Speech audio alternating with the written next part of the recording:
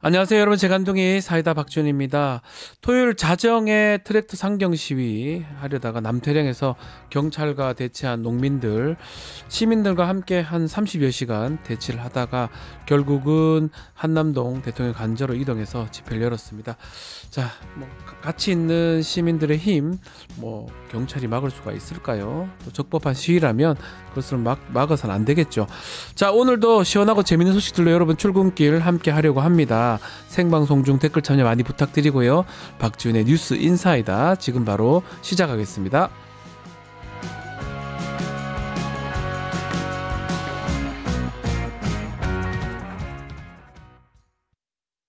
유튜브 구독하고 실시간 채팅과 댓글을 남기시면 매일매일 7,000TTCO를 드립니다. 참여 방법은 통통물 어플을 다운로드하고 회원가입과 로그인을 해주세요. 마이페이지에서 나의 회원 고유 번호를 복사해주세요. 유튜브 구독 후 실시간 채팅이나 댓글창에 고유 번호를 한 번만 입력하면 준비 끝!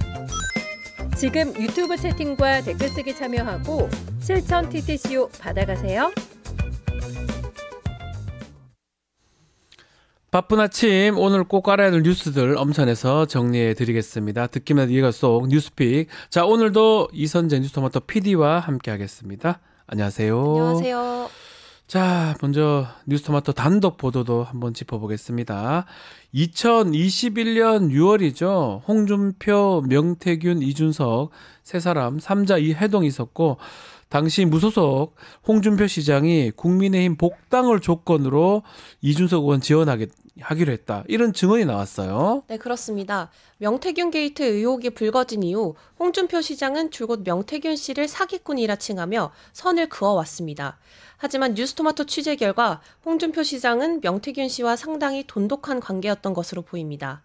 명 씨의 측근은 지난 20일 뉴스토마토에 2021년 6월 초 명태균, 이준석, 홍준표가 홍준표의 대구 국회의원 사무실에서 만났다. 내가 직접 운전해서 명태균과 창원에서 출발해서 함께 갔다라고 밝혔습니다. 네.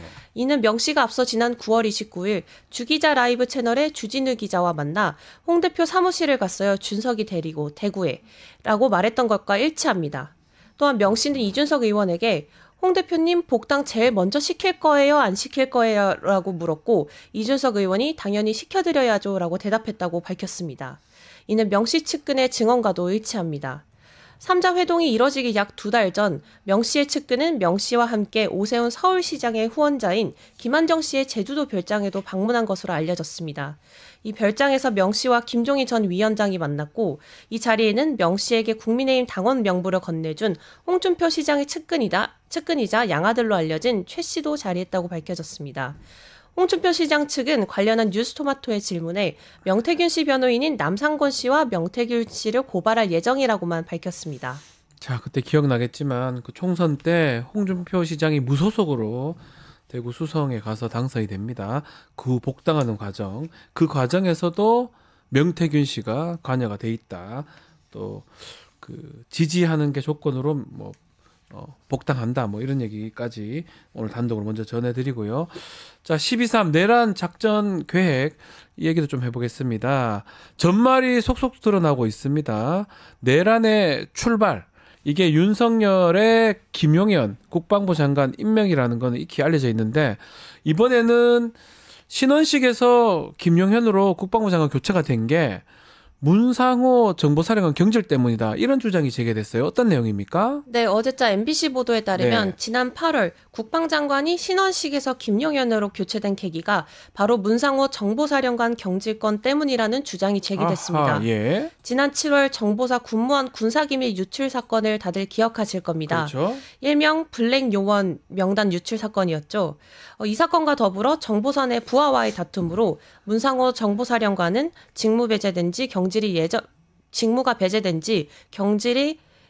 예정되어 있었습니다. 그렇죠. 예. 신원식 당시 국방장관은 국회 국방위원회 질의에서 이번 일을 계기로 전반적인 후속 혁신 후속 조치를 좀 강하게 할 생각입니다. 라고 답했습니다. 그러면서 정보사령부 혁신을 약속하기도 했었는데요. 실제 8월 초 국방부는 정보사령부 혁신 방안을 논의하는 회의를 가진 걸로 알려졌습니다. 이 회의 직후 문상호 정보사령관 경질안 역시 신원식 당시 국방장관에게 보고된 것으로 알려졌습니다. 네. 하지만 신원식 국방장관은 갑자기 대통령실 안보실장으로 발령되었고 후임은 김용현 당시 경호처장이 되었습니다.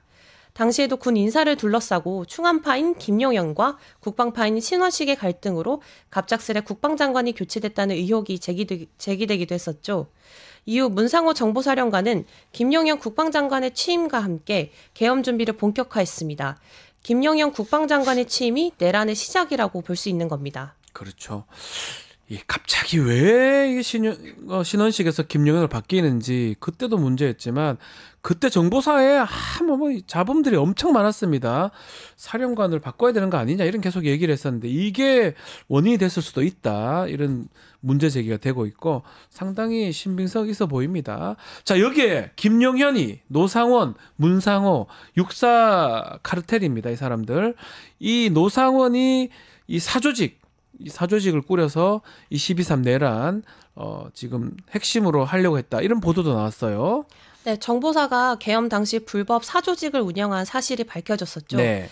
그런데 이 수사 2단이 정보사를 장악하고 부대 책임자 출입도 막았다는 사실이 전해졌습니다. 어제자 한겨레 보도에 따르면 노상원 전 정보사령관이 주도해서 만든 계엄사령부 비공식 조직 정보사령부 수사 2단이 12.3 내란의 핵심 기구였던 것으로 확인됐습니다.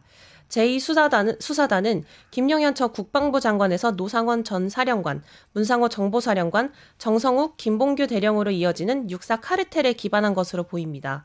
이들은 롯데리아 내란 모의 멤버기도 합니다. 아하. 네, 비상계엄 당일 정보사는 이 사조직을 중심으로 돌아갔습니다. 네. 수사 2단 요원 가운데 38명가량이 판교에 위치한 정보사 100여 단에 이미 모였었는데 직속 상관에게 보고하지 않았다고 합니다. 육사 출신이 아닌 상관들은 다음날 이 사실을 알았다고 전해집니다. 또한 이들은 비육사 출신인 100여 단장 직무대리인 모 대령의 적법한 지휘권도 통제했습니다. 네. 비상계엄 당시 모 대령은 비산 소신령에 따라 100여 단으로 복귀했는데 100여 단 소속이 아닌 김봉규 대령이 이 모 대령을 비상소집 장소에 들어가지 못하도록 막았다는 겁니다. 사조직이 부대를 점거하고 부대장의 이동까지 통제한 사건입니다. 네. 들어보면 진짜 놀랍습니다. 지금 영화에 나오는 그런 내용들이 계속 그런 느낌이 들 정도로 놀라운 일들이 발생하고 있는데, 자, 지금 이 불법 사조직 제2수사단 이 관여한 대령이 국방부 내에서 내란 수사팀을 또 이끌고 있다. 이런 얘기도 있어요. 네, JTBC 보도에 따르면 12.3 내란에 가담한 의혹으로 지난 18일 수사 업무에서 배제된 국방부 조사본부 김모 차장이 직전까지 내란 수사팀을 이끌고 있었던 것으로 확인됐습니다. 국방부 조사본부 내 2인자였던 김 차장은 최근 내란 사태에 가담한 혐의로 경찰 조사를 받았고 네. 특히 제2수사단에 관여한 의혹을 받고 있는 것으로 알려졌습니다. 경찰 조사 이후에야 국방부 조사본부는 김 차장을 수사 업무에서 배제하고 별도의 근무지로 분리 조치한 것으로 알려졌습니다. 네. 조사본부는 지난 20일 자체 TF를 공식 해체하고 계엄 수사 자료도 모두 공수처에 넘겼습니다. 네. 국방부는 공수처의 인력 파견을 검토 중이라고 밝혔습니다. 지금 조사본부라는 게 국방부의 그 군사 경찰의 최고 높은 조직입니다. 그 조사본부의 2인자도 문제가 됐었다. 이 부분이고 아마 지금 사전에 철저하게 여러 사람들이 모의를 계속했었고 많은 사람들이 관여가 돼 있는 것 같습니다. 특히 군에 지금은 군만 이제 나오고 있는데 다른 쪽도 있겠죠. 군 말고도 지금 어쨌든 사전에 아주 철저하게 모의한 이 내란 관련자들 엄중한 처벌이 불가피하지 않을까 생각도 듭니다. 자, 내란 당일날 윤석열이가 비상계엄 해제 의결 직후에 국회에 한 1,000명은 보냈어야지 이런 말을 했는데요. 이것도 지금 사실이 드러나고 있다고요? 네, 그렇습니다. 지난 4일 새벽 국회가 비상계엄 해제를 의결한 직후 네. 윤석열 씨가 합참 지하 벙커에서 국회에 1,000명은 보냈어야지라고 말한 것으로 공수처 수사 과정에서 밝혀졌습니다. 아하.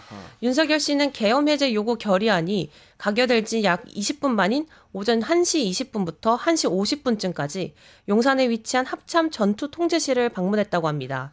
윤석열 씨는 당시 전투통제실 부속시설인 결심실에서 김용현 전 국방부 장관, 박안수 당시 계엄사령관, 인성환 국가안보실 2차장, 최병욱 국가안보실 국방비서관과 이른바 결심실 회의를 열었습니다. 네. 윤석열 씨는 김 전 장관에게 국회에 병력을 얼마나 넣었냐라고 물었고 김 전 장관은 500명 정도라고 답변했습니다.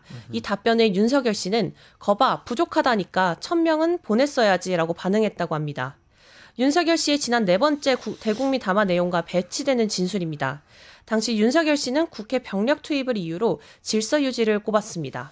자, 뭐 입만 띄면 거짓말을 했어요. 사실은 담화 내용이 대부분 거짓말이고 대부분 다른 내용의 진실이 지금 드러난 상황인데 진실 자체가 되게 충격적입니다.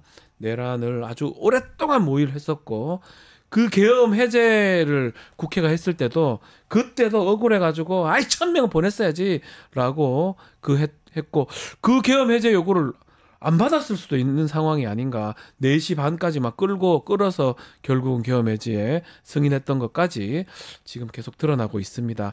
자, 내란의 밤 당시 12월 3일 또 12월 4일 당시 윤석열의 행보가 하나하나 계속 드러나고 있는데 공조수사본부가 윤석열의 휴대전화 통화 내역을 확보를 했다고요? 분석을 하고 있습니까? 네, 공조수사본부는 어제 법원에서 통신영장을 발부받아 윤석열 씨의 통화 내역을 확보해 분석 중이라고 밝혔습니다. 네. 이 통화 내역은 비아폰이 아닌 윤석열 씨 개인 폰입니다. 앞서 윤석열 씨가 계엄 선포 당시 군 지휘관들과 수차례 통화했다는 사실은 지휘관들의 증언으로 밝혀졌습니다.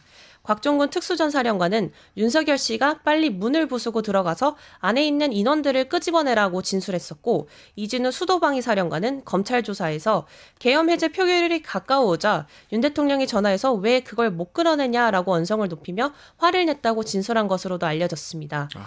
여인영 방첩사령관도 윤석열 씨의 전화를 받았다고 증언한 바 있습니다.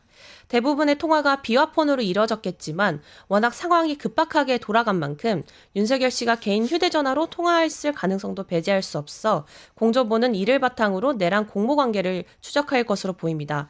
또 계엄 당시 아침에 김용현 장관과 노상원 전 정보사령관이 만났다는 보도도 나왔는데요. 네. 오늘 아침 중앙일보 보도에 따르면 12.3 내란 당일 오전 김용현 전 국방부 장관의 한남동 공간에 노상원 전 정보사령관이 방문했다고 합니다. 이 같은 증언은 공수처가 김용현 전 장관의 핵심 지인인 양보 씨를 조사하는 과정에서 확보된 걸로 알려졌습니다. 노상원 전 사령관과 김용현 전 장관은 공간에서 약 20분에서 30분 정도 회동했다고 합니다. 네. 자, 뭐 여러 가지 증거들이 드러나고 있는데 댓글 좀 소개해드리면요. 오늘도 많은 분들 오셨어요. KH킴님, 진짜 전두환 롤모델 아니었냐. 이 대선 당시에 유승민 그 당시 후보하고 그런 얘기 했던 기억이 나고 유승민 후보가 전두환 되고 싶은 겁니까? 라고 질문했던 거 있는데 지금 보면 전두환의 어떤 쿠데타랑 지금 똑같은 상황이 지금 연출됐던 것 같습니다. 그래서 그런 말씀 하신 것 같고요. 자, 샌드위치님, 또 에탄님, 안드로메다 간다님, 이프로님, 김말룡님, 많은 분들 댓글 감사합니다.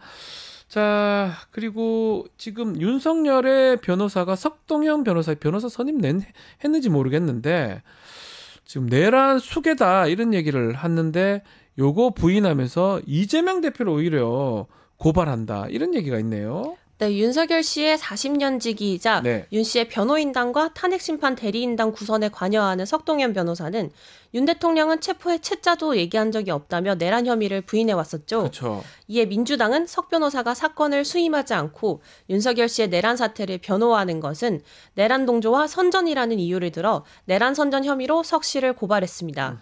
이에 석 변호사는 자신의 페이스북에 시민의 한 사람으로서 또 장차 변호인이 될 수도 있는 위치에서 뭐라 말한 것을 내란 선동, 선전죄로 몰아 고발한 것은 당연히 사실과 다를 뿐 아니라 의도적으로 모함한 것으로 무고죄가 된다며 이재명 대표와 김윤덕 사무총장을 오늘 고소할 예정이라고 밝혔습니다. 네, 그래요. 이게 법적으로는 선전이 될 가능성이 있는데 변호사 수임을 하고 선임계를 내고 변호 활동을 하든지 해야 되는데 납득하기 어려운 상황이네요. 자, 이 소식도 하나 다뤄보겠습니다.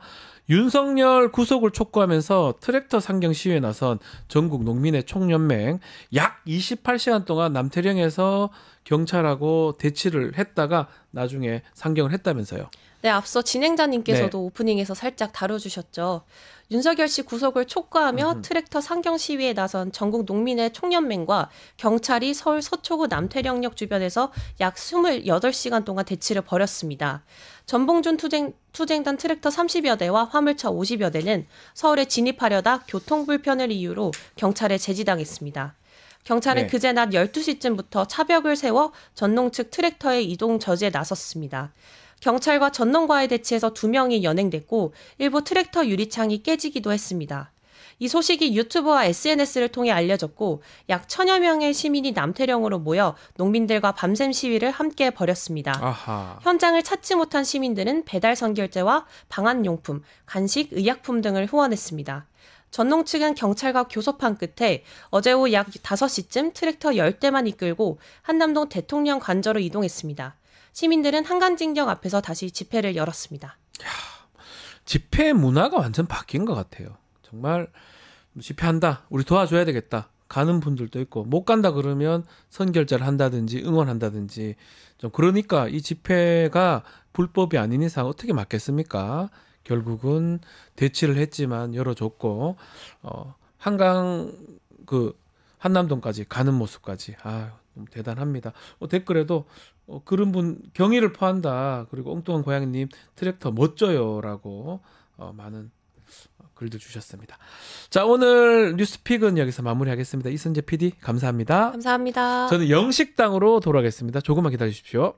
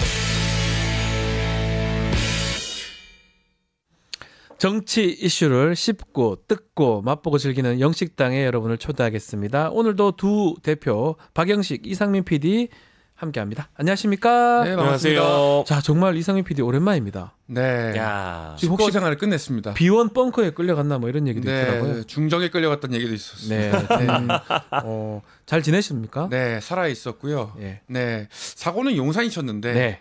왜 저는 집에서 이렇게 갇혀 있었는지 살도 좀 빠지셨네요. 살이 쪘습니다. 아, 쪘어요? 네, 네. 집에 있는 모든 것들을 다 먹고 있었기 때문에. 네. 어쨌든 다시 만난 세계에서 네.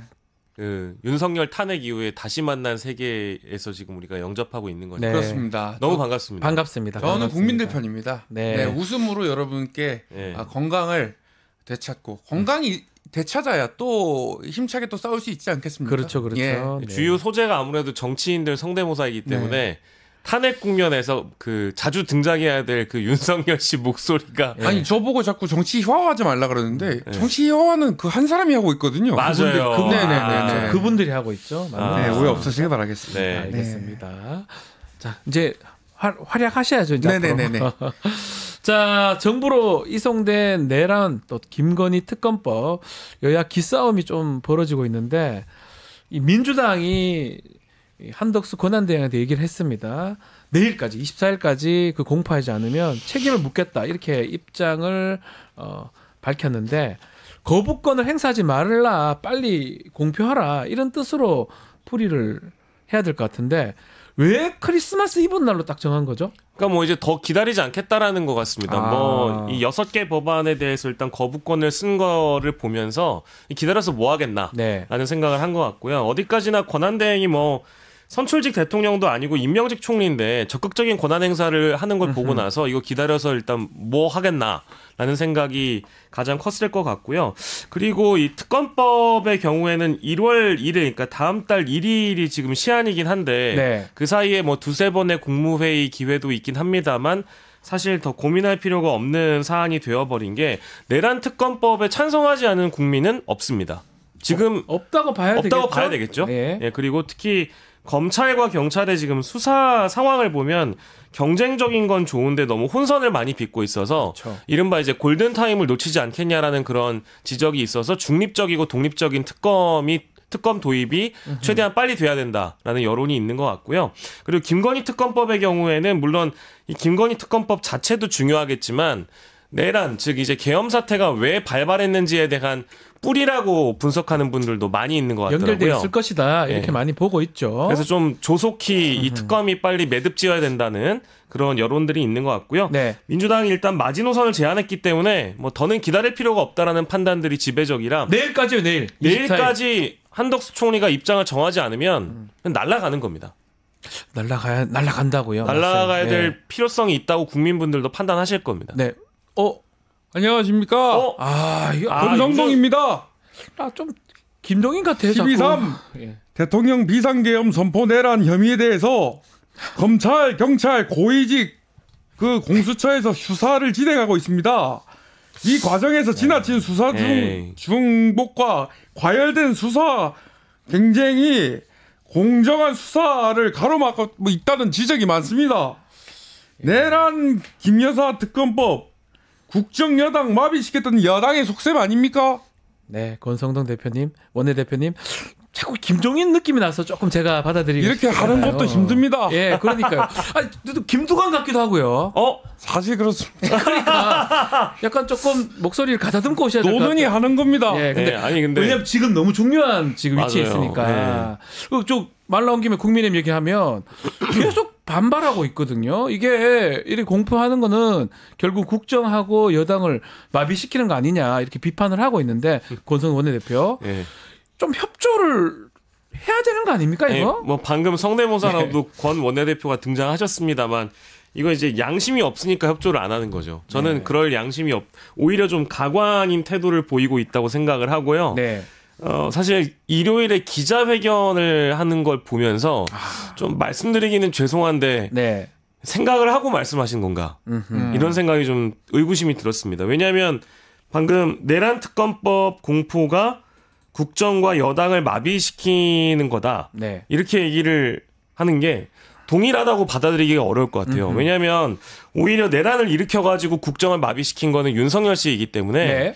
그 측면을 일단 생각을 해봐야 될 것 같고 그리고 내란을 일으킨 그 주인한테 충성을 다하면서 네. 꼬리를 흔드는 쪽이 누구인가? 그건 이제 국민의힘 중진 의원들이거나 친윤계 의원들이라고 봐야 될 것 같거든요. 네.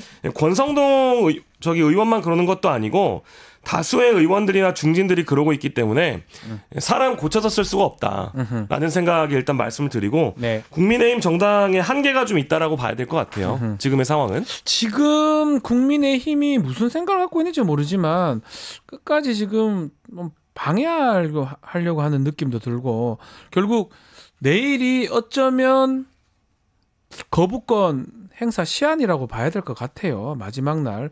아니 내일까지 해야 된다. 마지막 날까지 원래 시한이긴 한데 결국은 만약에 내일 하지 않는다면 제대로 지금 조국 혁신당에서는 탄핵을 벌써 준비를 하고 있죠. 그래서 통과를 시키는 거 아니냐 이렇게 생각이 드는데 결국은 민주당도 또 조국 혁신당도 같이 가서 그냥 탄핵시켜버리겠다. 한덕수 총리도 자유롭진 않습니다. 그렇죠. 이번 내란 관련해서. 네네. 그렇게 된다면 한덕수 총리가 가만히 본인이 스스로 판단을 좀 할 것 같기도 한데요. 굉장히 딜레마일 겁니다. 네. 어찌저찌 할지 모르는 그런 상황에 놓여 있다라고 볼 수밖에 없다. 특히 이제 그 임명권의 경우는 그 딜레마에 빠질 수밖에 없다고 생각이 그렇죠. 들고 특검법의 경우에는 국민 대다수가 원하는 사안이기 때문에 이것도 지금 요지부동인 상황에 놓여 있다고 한다면 아마 한덕수 국무총리의 거취가 더 위협받을 수밖에 없다는 생각이 들고요. 방금 말씀하신 이 조국 혁신당의 한덕수 권한대행이 탄핵안을 보면 네. 한덕수 권한대행은 사실상 이 내란의 동조범으로 몰고 있어요. 그렇죠. 실제 내란의 동조범으로 고발이 돼 있는 상황이고요. 그렇기 때문에 만약에 이 국회에 협조하지 않으면 탄핵을 당한 이후에 자연인의 신분으로 그러니까 권한이 정지된 상황에서 수사를 받아야 됩니다. 그 부담이 있기 때문에 제가 한덕수 권한대행이라고 하더라도 지금 상황을 유지하면서 자신의 수사를 좀 늦추려고 할 것 같거든요. 그렇죠. 근데 이거를 계속 들고 있다라고 한다는 건 엄청난 부담일 수밖에 없죠. 예, 이재명 대표님. 우리 요즘에 국민들 많이 힘들지 않습니까? 많이 힘들어요. 그리고 두 분도 많이 힘드시죠? 힘들어요. 힘듭니다. 제가 요즘 아주 유명한 버거를 들고 왔어요. 예. 롯데리아 들고 왔어요? 요즘 버거 보살이라고 아주 유명한 농담입니다. 아유, 참. 그 내란 아니 너겟 보살도 있습니까 요즘? 아유, 그것도 치맥 들고 보살. 오십니까? 예. 농담입니다. 왜 그러세요? 예. 예, 어쨌든 제가 SNS 올렸는데 제가 사람을 찾고 있어요. 요즘 누구요? 그런 노래도 있지 않습니까? 누가 이 사람을 모르시나요? 누구를 찾으시는 건지. 예, 대한민국의 밝은 미래. 아하. 우리 장갑차를 맨손으로 막으려고 했던 우리 정의의 시민분들 그분을 찾고 있습니다. 아유. 반드시 좀 찾아주시길 바라고. 네. 정말 이분들이야말로 대한민국의 미래다 그렇게 생각이 듭니다. 우리 알겠습니다. 민주당이 반드시 이분들의 민의를 받들어서 해결하겠습니다. 좋습니다. 이재명 대표님. 이 버거 아유, 누가 먹어야 되지? 그 버거 되게 좋아하시네요. 아니, 버거 먹어야죠. 예, 먹긴 먹어야죠. 예. 롯데리아는 죄가 없습니다. 롯데리아는 죄가 없어요, 진짜로. 내란 버거 안 만듭니까? 아유, 왜 그러세요? 계란버거를 출시할 계획은 없다고 그 롯데리아 쪽에서. 아 그래요? 예. 계엄의 맛을 보여드릴 수는 없다. 이렇게. 니들이 개헌 맛을 알아? 알겠습니다. 자, 이제 문제가 탄핵이 지금 진행은 되고 있는데, 어쩌면 진행은 안 되고 있다고 봐도 될 것 같아요. 모든 재판이나 소송의 시작이 그 서류를 받고부터거든요. 접수하고부터 되는 건데, 사실 계속 안 받고 있습니다. 이걸 어떻게 봐야 됩니까? 글쎄요, 이거는- 국민에 대한 최소한 예의가 좀 없는 거 아니냐, 이 생각도 들고요. 그럼요. 이건 이제 정치적 법적으로 윤석열 본인이 책임을 지겠다고 얘기를 했단 말이죠. 네, 맞아요. 근데 책임지는 자세를 보여주지 않는다라는 것은 사실상 앞단에 밝혔었던 본인의 입장이 거짓말이라는 것을 의미하는 거라고 봐야 될 것 같고요. 다 거짓말이었어요. 돌이켜 보면 거의 다. 그렇죠. 이제 본인의 입장을 호기롭게 밝혔지만 네. 지금 수사 탄핵 심판 관련 서류를 받지 않고 수육은 받고 있고 수육, 장원은 들어갔고 장호 들어갔고. 본인을 칭송하는 하한. 하원 같은 것들은 받고 근데 탄핵 심판 관련 서류는 안 받는다. 이걸 이제 국민들이 어떻게 받아들이겠습니까? 그러니까요. 굉장히 모순적인 태도라고 볼 수밖에 없는 것이고 이게 과거에 있었던 전직 대통령들은 어땠느냐 살펴보면 전직 대통령들은 제대로 협조하지 않은 대통령이 없었습니다. 노무현, 박근혜 두 사람 다 탄핵이 가결돼서 올라갔었죠. 그러니까 지금 2004년 3월 12일에 네. 탄핵소추안이 가결된 다음 날에 노 전 대통령은 송달을 받으셨다고 바로 하고요. 받았네 그 다음 날. 바로 받았다고 하고 가결 5일 뒤에 대리인단이 소송 위임장과 의견서 제출했다고 하고요. 네. 박 전 대통령의 경우에는 2016년 12월 9일에 탄핵안이 가결됐는데 1시간 만에 청와대가 받았다고 합니다. 그리고 박 전 대통령이 또 7일 뒤에 소송 위임장하고 답변서를 냈으니까 대부분 다 일주일 안에 해결을 받거든요. 네. 근데 지금 윤 대통령은 아무것도 안 하고 있는 거라고 봐야 됩니다. 그래서 안녕하십니까. 안녕하세요, 박근혜 네. 대통령님. 그 나라 걱정이 아주 많습니다. 아유, 본인도 선배 그 아닙니까? 일찍이 저희 선친께서는 이런 말씀을 하셨습니다. 보면 된다. 예? 그 서류를 보면 된다. 아, 서류를 그냥 보면 된다. 하면 된다. 예. 네. 보면 된다. 어쨌든 그 탄핵 서류는 저는 바로 받았는데 요즘 얼마나 그 우리나라 물류 그 배송 시스템이 그 얼마나 저기 합니까? 그러니까요. 네. 근데 누군 안 받았다죠? 네. 왜 안 받나요? 못 받는 그 예. 노래 하나 불러도 됩니까? 예, 노래 하나 불러주세요. 제못이 옥색 치마 금방 물린 네 그네입니다. 아, 그네. 네. 네. 가보겠습니다. 네. 쉬세요. 자세한 건 유영아 의원을 통해서 예. 또 말씀드리겠습니다. 예, 쉬세요. 네. 어, 자꾸 쉬라 그럽니까? 예, 뭐 쉬어야죠. Take a rest. 예, 탄핵 선배이신데. 예. 자, 지금 이게 문제가 현대 사회에서 이 송달 특히 이런 어떤 다 보도가 되고 있어요. 윤석열 대통령이 지금 모를 리가 없잖아요. 네. 본인이 탄핵 가결됐다는 거. 과연 이게 받는 게 이런 식으로 받는 거를 거부하는 게 맞냐. 그래서 오늘 헌재가 송달 간주 여부를 결정한다 입장이 전해졌는데 어떻게 보십니까? 가능할까요? 저는 그 원래 헌재의 입장이 지금 단호해서 네. 계속 이런 식으로 이 우편물을 받지 않거나 송달 자체를 거부하는 형태로 나온다고 한다면 네. 받은 것으로 간주하고 음흠. 23일부터는 이제 시작을 하겠다라고 지금 이야기를 하고 있는 거거든요. 네. 그렇다면은 아까 말씀드린 그대로 지금 시대가 2024년임에도 불구하고 이런 식의 태도를 보인다고 한다는 것은 헌재의 심판을 지연하겠다라는 의사로 보일 그것밖에 안 수밖에 보이잖아요. 없고 그거잖아요. 더불어서 이것이 헌재 심판으로 넘어갔을 때 실제로 탄핵 심판으로 넘어갔을 때 이제 헌법 수호의 의지가 없다라고 네. 헌재가 판단할 가능성이 높다고 봅니다.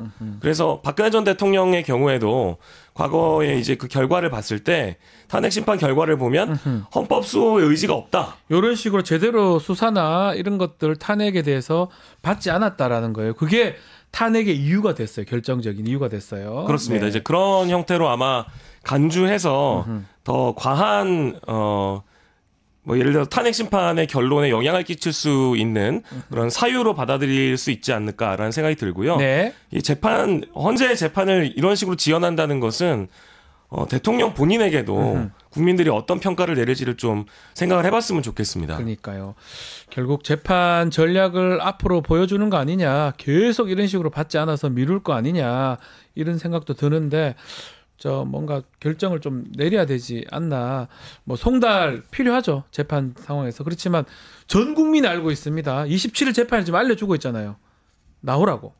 그러니까 그게 이제 어떻게 할지 좀 봐야 될 것 같습니다. 딱 이제 오늘까지 아마 상황을 보고 이제 헌재가 결정을 하지 않을까 싶은데 오늘 헌재 쪽에서는 그러니까 지난주에 이미 나왔던 소식이 23일까지는 일단 기다려보겠다라는 그런 입장이었으니까 그러니까요. 아마 뭐 오늘 오후 정도에 입장이 나오지 않을까 싶습니다. 수사는 아예 진도도 못 나가고 있습니다. 몇 번째 지금 통보를 했는데 아예 나가지도 않고 있어요. 변호인단도 지금 아직 없고. 자, 25일 날 크리스마스 날 공수처가 소환 통보 출석 통보를 했는데 이번에도 이 소환을 불응할 것 같긴 한데 대부분 다 고의로 이러는 것 같아요. 보니까. 그러니까 이게 모를 지금 리가 없잖아요. 재판도 지연하는 네. 전략이라고 한다면 헌재의 심판을 지연한다고 한다면 수사의 경우에도 수사 지연을 넘어서 이건 수사 방해에 가깝다는 이야기들이 많이 나오고 있거든요. 네. 뭐 공수처로 일원화한 이후에 과연 이제 공수처에 대한 수사를 얼마나 믿을 수 있겠느냐라는 좀 차치한다고 하더라도 네. 실제 수사를 받으려고 하는 그 의지가 있는 것이냐. 아까 처음에 정치적 책임은 헌재의 심판이라고 한다면 법적 책임이라고 하는 것은 이제 결국 내란죄요. 내란죄에 네. 대한 수사이거든요. 더 웃긴 거는 지금 그 군인들, 지휘관들 정말 많은 수가 싹 다 구속돼 있어요 지금. 근데 본인이 안 된다는 게 우두머리인데 이게 이해가 사실 안 돼요. 조사는 받아야 될 거 아니에요. 조사 안 받으면 한 2번 정도 거부하면 사실 영장을 내서 잡아와야 돼요. 지금도 사실은 긴급 체포의 여건이 된다고 그렇죠. 보는 가능하죠. 전문가들이 워낙에 많기 때문에 네. 이런 식으로 계속 나온다고 한다면 영장 받아서 체포를 하는 것이 더 원칙적으로도 맞고 절차상으로도 맞다고 보는 분들이 많은 것 같더라고요. 아하. 안녕하십니까. 안철수 의원이 왜 나오죠? 더 이상 우리 당이 친윤당으로 낙인이 찍히면 안 됩니다. 그럼 국민의 마음속에서 멀어지면 안 된다. 그렇게 생각해서 제가 결국 찬성한 거 아닙니까? 그건 잘하셨어요. 그래서 안철수 의원 했는데 남아있어서 감사합니다. 이렇게 소리도 듣고 네. 그랬지 않았습니까? 탈당 안 해요? 탈당은 왜 합니까? 죄송합니다. 예. 상했네요 예, 목소리가. 목이 다 상했어요. 예. 그래서 제가 개그 하나 하고 기쁜 마음으로 또 싸우러 가겠습니다. 예, 개그 요즘 바빠요. 박영식 앵커. 세상에서 가장 바쁜 직업이 뭔지 아세요? 가장 바쁜 직업이면 바쁜 직업. 네. 허겁 직업. 야. 바쁘니까 빨리 예. 가보겠습니다. 잘 가요, 안철수 의원님. 요즘에 가장 주목을 많이 받는 분이셔가지고. 예. 네. 그 혹시 우유가 웃으면 뭔지 아세요? 우유 빙그레. 빙그레? 맞췄습니다. 역시 빙그레 이글스 대전 출신이라 잘하네요. 이글스 팬이시죠? 네, 가보겠습니다. 네, 안녕히 가십시오. 화이팅! 감사합니다. 좋습니다. 지금 안철수 의원 나왔으니까 국민의힘 얘기 좀 하면 지금 내용이 지금 계속 있는 것 같습니다. 비대위원장 또 선출 관련해서도 여러 가지 좀 얘기가 많은데 누가 지금 이걸 할 수 있느냐, 또 내부에서 뽑아야 되냐, 아니면 외부에서 데리고 올 수 있느냐, 뭐 등등의 얘기가 나오고 있는데 유승민 전 의원도 거론되고요. 어떻게 보십니까? 그러니까 외부에서 수혈될 가능성은 상당히 좀 낮아졌다라고 보는 게 맞는 것 같습니다. 네. 뭐 물론 이제 그 당 차원에서 검토했다라는 이야기는 이미 뭐 일찍 보도가 됐습니다만 그것과는 별개로 이미 외부에서 수혈할 시기가 좀 늦었다. 너무 늦어졌다. 시간을 끌었어요. 네, 너무 늦어졌다라고 네. 이제 평가가 있는 것 같고요. 그리고 기존에 외부에서 수혈했을 때 결과가 나쁘지 않았던 경우도 물론 있었습니다만 네. 지금 이 내란 사태 이후에, 그러니까 비상 계엄 사태 이후에 당을 재정비할 수 있는 중량감 있는 인사를 찾기가 너무 어렵다. 왜냐하면 비상 계엄은 진짜 비상적인 상황이잖아요. 이거를 감당할 만한 비대위원장을 외부에서 수혈하기는 어려울 것 같다라는 네. 이제 첫 번째 판단이 있는 것 같고, 두 번째로는 그래서 이제 중진들 중에 누군가를 기용하는 방법인데 네. 중진들마저도 지금 의견이 좀 분분한 걸로 알려지고 있습니다. 그래서 좁혀지고 있는 게 투톱 체제가 아니라 권성동 원내대표가 네. 권한대행의 자격을 가지고 그냥 계속 이어나가는 방법이 지배적인 걸로는 알고 있으나 이것도 좀 시간을 또 두고 지켜봐야 될 것 같습니다. 네. 왜냐하면 이것도 좀 바람직하지 않다라는 의견들이 일부에서 나오고 있다고 하고요. 네. 그래서 일각에서는 유승민 전 의원도 거론이 되고는 있긴 한데 뭐 저희가 지난주에 좀 살펴봤습니다만 유승민 전 의원에 대한 평가가 보수층과 당 내에서는 완전 차이가 나요. 차이가 좀 크다 보니까 과연 유승민 전 의원이 맞는 것이 바람직하느냐. 일반 여론으로는 높지만 당내는 상당히 지금 낮아요. 그게 좀 커 보입니다. 저는 뭐 배신자 프레임을 동의하지는 않는데요. 네. 하지만 이제 그 유승민 전 의원이 지금 비상계엄 이후에 두각을 드러내고 활동을 하고 있는 것도 맞고 이 비상계엄에 대한 비판 의지가 워낙에 강력하다 보니까 거론되는 것은 맞습니다. 네. 근데 지금 말씀 주신 것처럼 보수와 당내에서 받아들일 만한 그런 그러니까요. 상황이 안 되고 당원들조차도 유승민 전 의원이 비대위원장을 하는 것은 바람직하지 않다라는 네. 의견이 많아가지고요. 예. 특히 또 홍준표 대구시장이나 홍준표 시장이 상당히 가만히 있지 않을 거예요. 유승민 또 나온다면 안 그러니까요. 그렇겠어요? 안녕하십니까. 안녕하십니까? 유승민 얘기는 왜 합니까? 아니, 좀 하면 안 돼요? 배신자 얘기는 하지 말고 레밍 얘기하지 말고 떴다방 얘기하지 말고 본질만 얘기합시다. 아, 이건 뭔 얘기를 합니까? 영남고 아니, 고등학교 얘기를 왜 합니까, 자꾸? 그럼 초등학교 얘기합니까? 예. 그래서 내란죄도 예란죄 얘기하지 맙시다. 내가 페이스북에도 쓰지 않으세요. 대통령을 직권 남용죄 정도로 해서 마무리하는 걸로 그 정도로 하는 것이 옳지 면박을 주고 망신을 주고 해서 하는 것이 옳습니까? 저 선배가 얘기하는 아니요. 냄비 끓는 소리하고 라면이나 끓여라 그래서 우리가 네. 윤석열 후보가 문제라는 거 다 알았잖아요. 그러는데도 뽑은 거 아닙니까? 국민의힘이 뽑은 거 아닙니까? 그래서 나라가 빨리 망가졌죠. 네. 내를 뽑았으면 달랐겠지만 아무튼 상대가 그래도 인자 인자. 범죄자 난동범 이재명 대표에서는 참 다행이라 생각합니다. 그러면 저희 비대위원장은 누가 합니까? 누가 합니까? 유승민만 아니면 되죠. 정말요? 진짜요? 권영세? 뭐 권영세 같은 소리 하고 있어. 왜요? 나경원? 영남고 맞습니까? 정복고 맞습니다. 아닙니까? 뭐라 합니까? 어쨌든 예, 난 그렇게 본다. 알겠습니다. 어차피 노마드 인생입니다. 네. 그렇게 그러면 봅니다. 대구시장 그만두시고 다시 나오시는 거예요? 저 사는 이름이 뭡니까? 박영식. 세탁기에 들어갔다 나오세요. 예. 방자하게 어떻게 발언권도 없이 저렇게 말합니까? 알겠습니다. 지금 우리 홍준표 시장 얘기도 들어봤지만 권영세, 나경원 두 사람이 좀 주목을 받는데 평가가 그렇게 또 안 좋은 부분도 있는 것 같아요. 그러니까요. 나경원 의원은 일단은 그 명태균 관련해서는 별 상관없는 것 같기도 하고. 뭐 상관은 네. 없겠지만 나경원 의원이 비대위원장을 하기엔 네. 지금의 상황이 과연 나경원으로 돌파가 되겠느냐라는 일단 의문점이 있겠죠. 네. 당내도 그럴 거고 실제 외부에서도 나경원 의원이 아무리 페이스북이나 전반적으로 전투력을 올리시는 모습을 보여주신다고 하더라도 비대위원장은 지금 이제 혁신적이어야 되고 내부 상황을 돌파할 수 있는 인물이 되어야 되는데 네. 뭐 물론 중진들 위주로 해서 안정감을 찾는 그런 의견들도 많은 걸로 알고 있습니다만은 그렇다면 왜 김재섭 비대위원장 같은 인물을 후보로 거론을 했었겠습니까? 뉴스에 나왔었죠. 그러니까요. 근데 그 인물들이 다 거절하다 보니까 지금 턴이 이쪽으로 넘어간 거잖아요. 네. 그것보다는 결과적으로는 지금 권성동 쪽으로 힘이 몰리는 것 아니겠느냐. 이제 이런 의견들이 더 지배적으로 많이 나와서요. 권영세, 나경원 카드는 좀 더 부정적으로 바라보고 있는 의견이 더 많은 것 더 같습니다. 많을 것이다. 자, 끝으로 요 얘기도 좀 해보겠습니다. 지금 명태균 얘기를 뭐 하다가 내란 때문에 조금 잠잠해졌는데 그럼에도 명태균의 황금폰도 있고 건진의 법사폰, 노상원의 보살폰까지 폰 이렇게 나오고 있는데 이들 폰에서 어떤 내용이 나오냐에 따라서 이거 파급력도 상당할 것 같아요. 이것도 지켜봐야 될 것 같은데요. 저는 이제 이 그 폰에서 나오는 이런 내밀한 정보들이 전국을 흔드는 것도 네. 너무 이제 일상적으로 느껴지다 보니까 이게 아무렇지 않게 받아들여도 되는 건가? 라는 생각이 드는데요. 그게 네. 아닙니다. 이게 네. 굉장히 심각한 문제고요. 그렇죠. 그리고 또 이제 황금폰이라고 부르는 여러 이제 폰들이 문제라고 한다면 두 번째는 또 주술과 무속인데 지금 노상원 씨의 이 보살폰이라고 보살폰. 우리가 비유하는 이유도 네.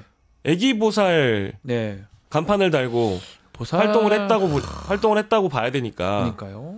그래서 이게 맞냐? 그러니까 계엄에 대한 논의를 롯데리아에서 논의한 것도 문제지만 노상원 씨가 뭐 명리학이 문제가 아니라 이건 이제 점집이라고 봐야 점집이죠, 되겠죠. 보살이면. 점집을 운영했다라는 것이 너무 충격이고 오늘 또 살다 장군 출신 보살은 처음 봤습니다. 저도 처음 들어봤고요. 그리고 오늘 조선일보 조간 저희 단독을 보니까 실제로 올해를 넘기면 어렵다라는 이야기를 노상원 씨가 김용현 장관에게 그럼 이 사람이 택일을 한 거네요, 날짜를. 그러니까 지금 저 보도를 보면 올해 운이 트이기 때문에 아하. 이걸 놓치면 안 된다는 조언을 했기 때문에 네. 과연 계엄이 이루어진 것인지 이것까지 좀 알아봐야 되는 그런 상황이어가지고 저는 뭐 황금폰도 황금폰이지만 법사폰 그리고 보살폰까지 이 세 가지에서 나올 만한 내용들이 과연 얼마나 더 충격적일 것인지 네. 가늠조차 되지 않는 그런 상황이어서 네. 뭐라고 해야 될지 모르겠습니다. 굉장히 좀 참담하고요. 네. 지금 이 정부는 무엇으로 움직이고 있는가 대부분 다 그리고 이게 지금 비선이거든요. 그렇죠. 세 번째로 보면 명태균, 전성배, 노상원 공식 라인이 아닙니다. 네, 맞습니다. 이게 다 비선들이어가지고 폰 관련해서는 오세훈 시장도 자유롭지는 못할 것 같아요. 오세훈 제가 무슨 말씀이 있나요? 아니요, 저는 오세훈 시장이 폰 때문에 좀 힘들지 않습니까? 제가 2번 정도는 만난 것이 기억이 난다. 그 이후로는 전혀 만난 적이 없다. 이렇게 확인을 해드렸는데. 못 믿겠는데요. 그건 신뢰의 문제죠. 그걸 제가 어떻게 확인해드려야 되나요? 지금 경제도 어렵고 상당히 모든 민생 문제가 어려운 처지인데 네.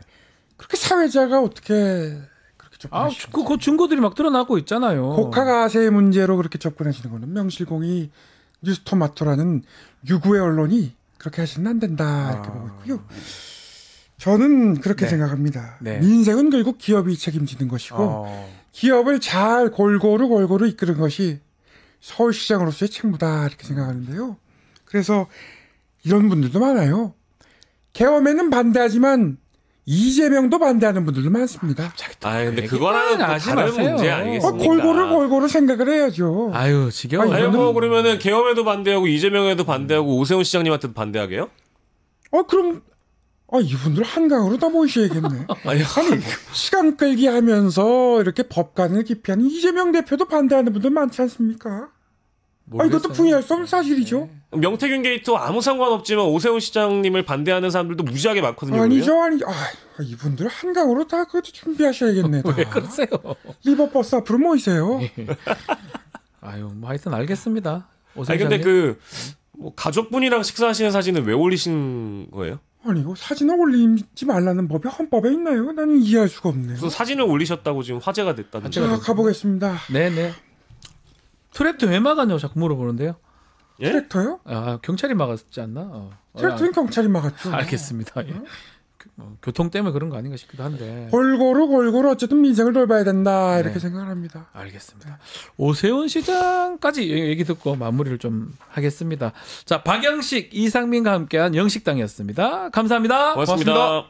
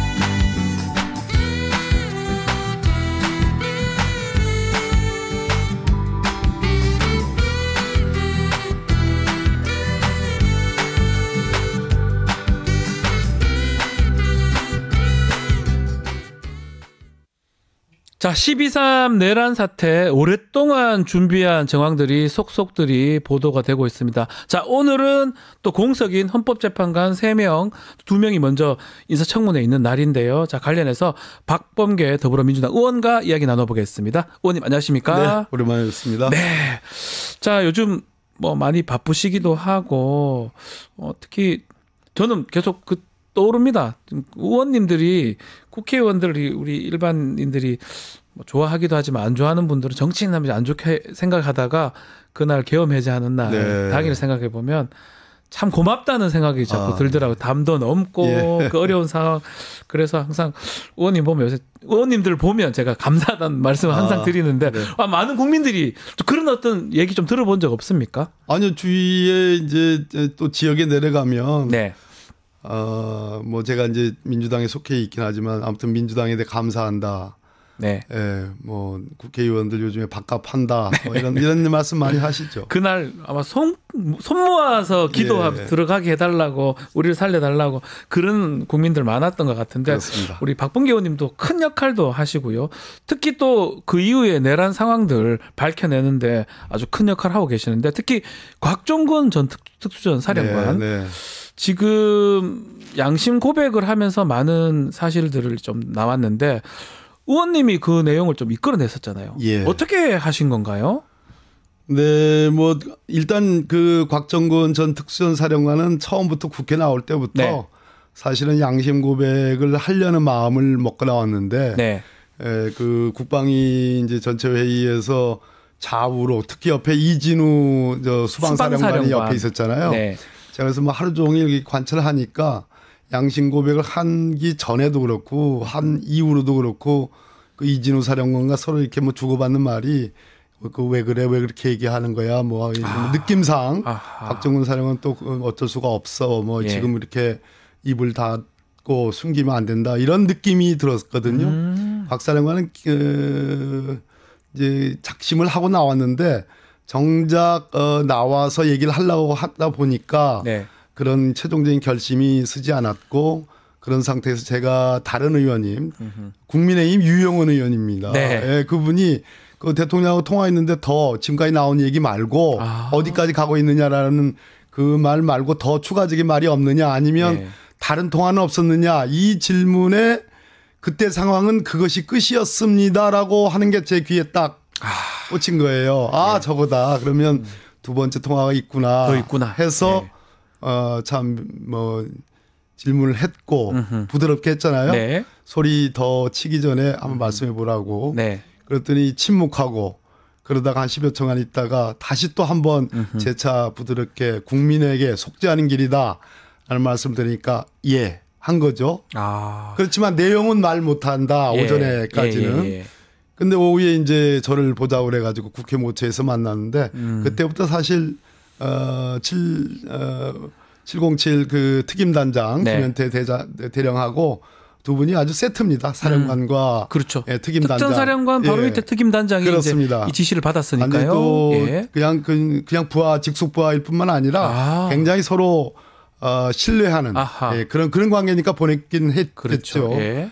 두 분 앉혀놓고 차근히 제가 들었죠. 그러니까 뭐 줄줄줄줄 다 얘기를 하더라고요. 그러니까 정말 중요한 내란죄가 될 수 있는 결정적인 아주 중요한 증거를 스모킹건입니다. 확보한 거예요. 그 네. 내용이 그거잖아요.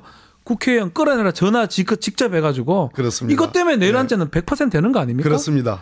매우 그날 중요한 그 겁니다. 진술이 있었기 예. 때문에 그 다음 날에 탄핵 의결이 저는 가능했다고 생각을 아하. 해요. 예. 그 전까지만 해도 내란죄를 뭐 법적으로 따져봐야 된다 이렇게 뭐, 국민의힘이나 그런 사람들이 꽤 많았었는데 이거는 뭐 100% 내란죄가 그렇습니다. 되는 거니까요.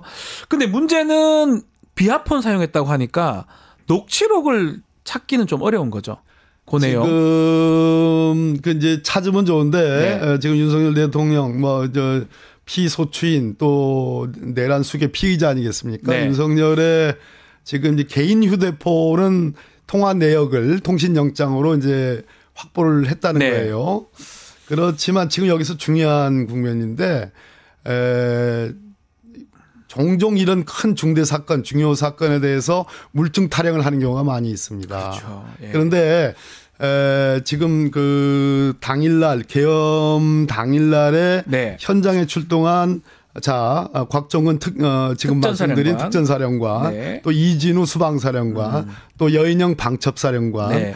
이 세 사람들이 거의 대통령으로부터 직접 전화받았다. 네. 왜 못 끌어내느냐. 그 뭐 역정을 냈다. 아까 곽정근 사령관의 얘기, 이진우 사령관의 얘기, 또 여인영 사령관도 제가 보기에는 조금씩 풀고 있습니다. 네. 그리고 심지어 12월 3일에 내란 이전에 12월 1일 그 이전에 6월 달 10월 달, 11월 달에 사전 모의가 있었다. 네. 작년 11월부터도 그런 암시적인 발언이 있었다는 것이 여인영의 입에서 나오고 네. 곽정근 사령관에 의해서도 나오고 또 이진우 사령관도 그 비슷하게 얘기를 하는 것 같아요. 네. 특히 11월에 구체적인 계엄 얘기가 나왔었다는 이 진술들이 있는 걸로 봐서 출동한 이 세 사령관의 진술이 있다면 저는 물증 타령을 과하게 하는 거는 네. 과하게 하는 것은 윤석열의 소위 증거 없지 않느냐, 증거 부족하지 않느냐. 변호사님이니까 너무 잘 아실 네. 겁니다. 증거 부족하지 않느냐는 타령에 동조하는 격이 된다. 네. 이것은 명백한 윤석열의 계엄 선포문 그 자체가 일단 첫 번째 물증이고 네. 두 번째 이 선장에 출동했던 3명의 사령관들이 사전 모의했고 실행했고 끄집어내고 체포하고 했다라는 네. 이러한 진술만 가지고도 저는 완벽한 내란 수계의 입증이 가능하다고 보는 사람입니다. 맞습니다. 뭐 더 증거가 있으면 뭐 좋겠지만 그렇습니다. 없다 하더라도 사실관계가 뒤틀어지거나 달리 해석될 여지는 사실 없어 보이거든요. 자, 이제 지금 또 논란이 되는 게 노상원이에요. 노상원이라는 사람. 이 사람이 이분을 좀 기획했던 사람으로 좀 보이는데 네. 역술인이라고 또 하기도 하고요. 네. 어떻게 봐야 됩니까? 이 노상원 이 사람. 두 가지 관점인데요. 네. 왜 노상원이었을까? 노상원은 어떤 역할을 했을까? 노상원 이 한 사람을 전체 이번 비상계엄 내란 수계 내란의 뭐 핵심 컨트롤 타워로 보는 거는 저는 반대합니다. 그렇게 되면 해프닝으로 얘기할 수 있는 소지가 큽니다. 네. 그래서 전체 주역 중에 한 사람으로 자리매김하는 건 틀림없고, 그럼 왜 노상원이었을까? 노상원은 첫째 본인이 강제추행의 그 죄로 자기 전역을 하고 형을 받은 사람 아니겠습니까? 네네. 그러니까 본인 자신의 명예를 회복하는데 굉장히 주력했을 가능성이 높다.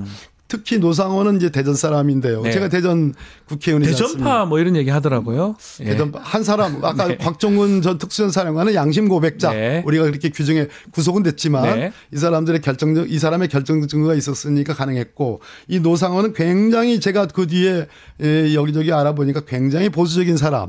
특히 지난 총선과 뭐 이런 역대 선거에 사전 선거에 있어서 부정 선거에 대해서 굉장히 빠져 있는 사람.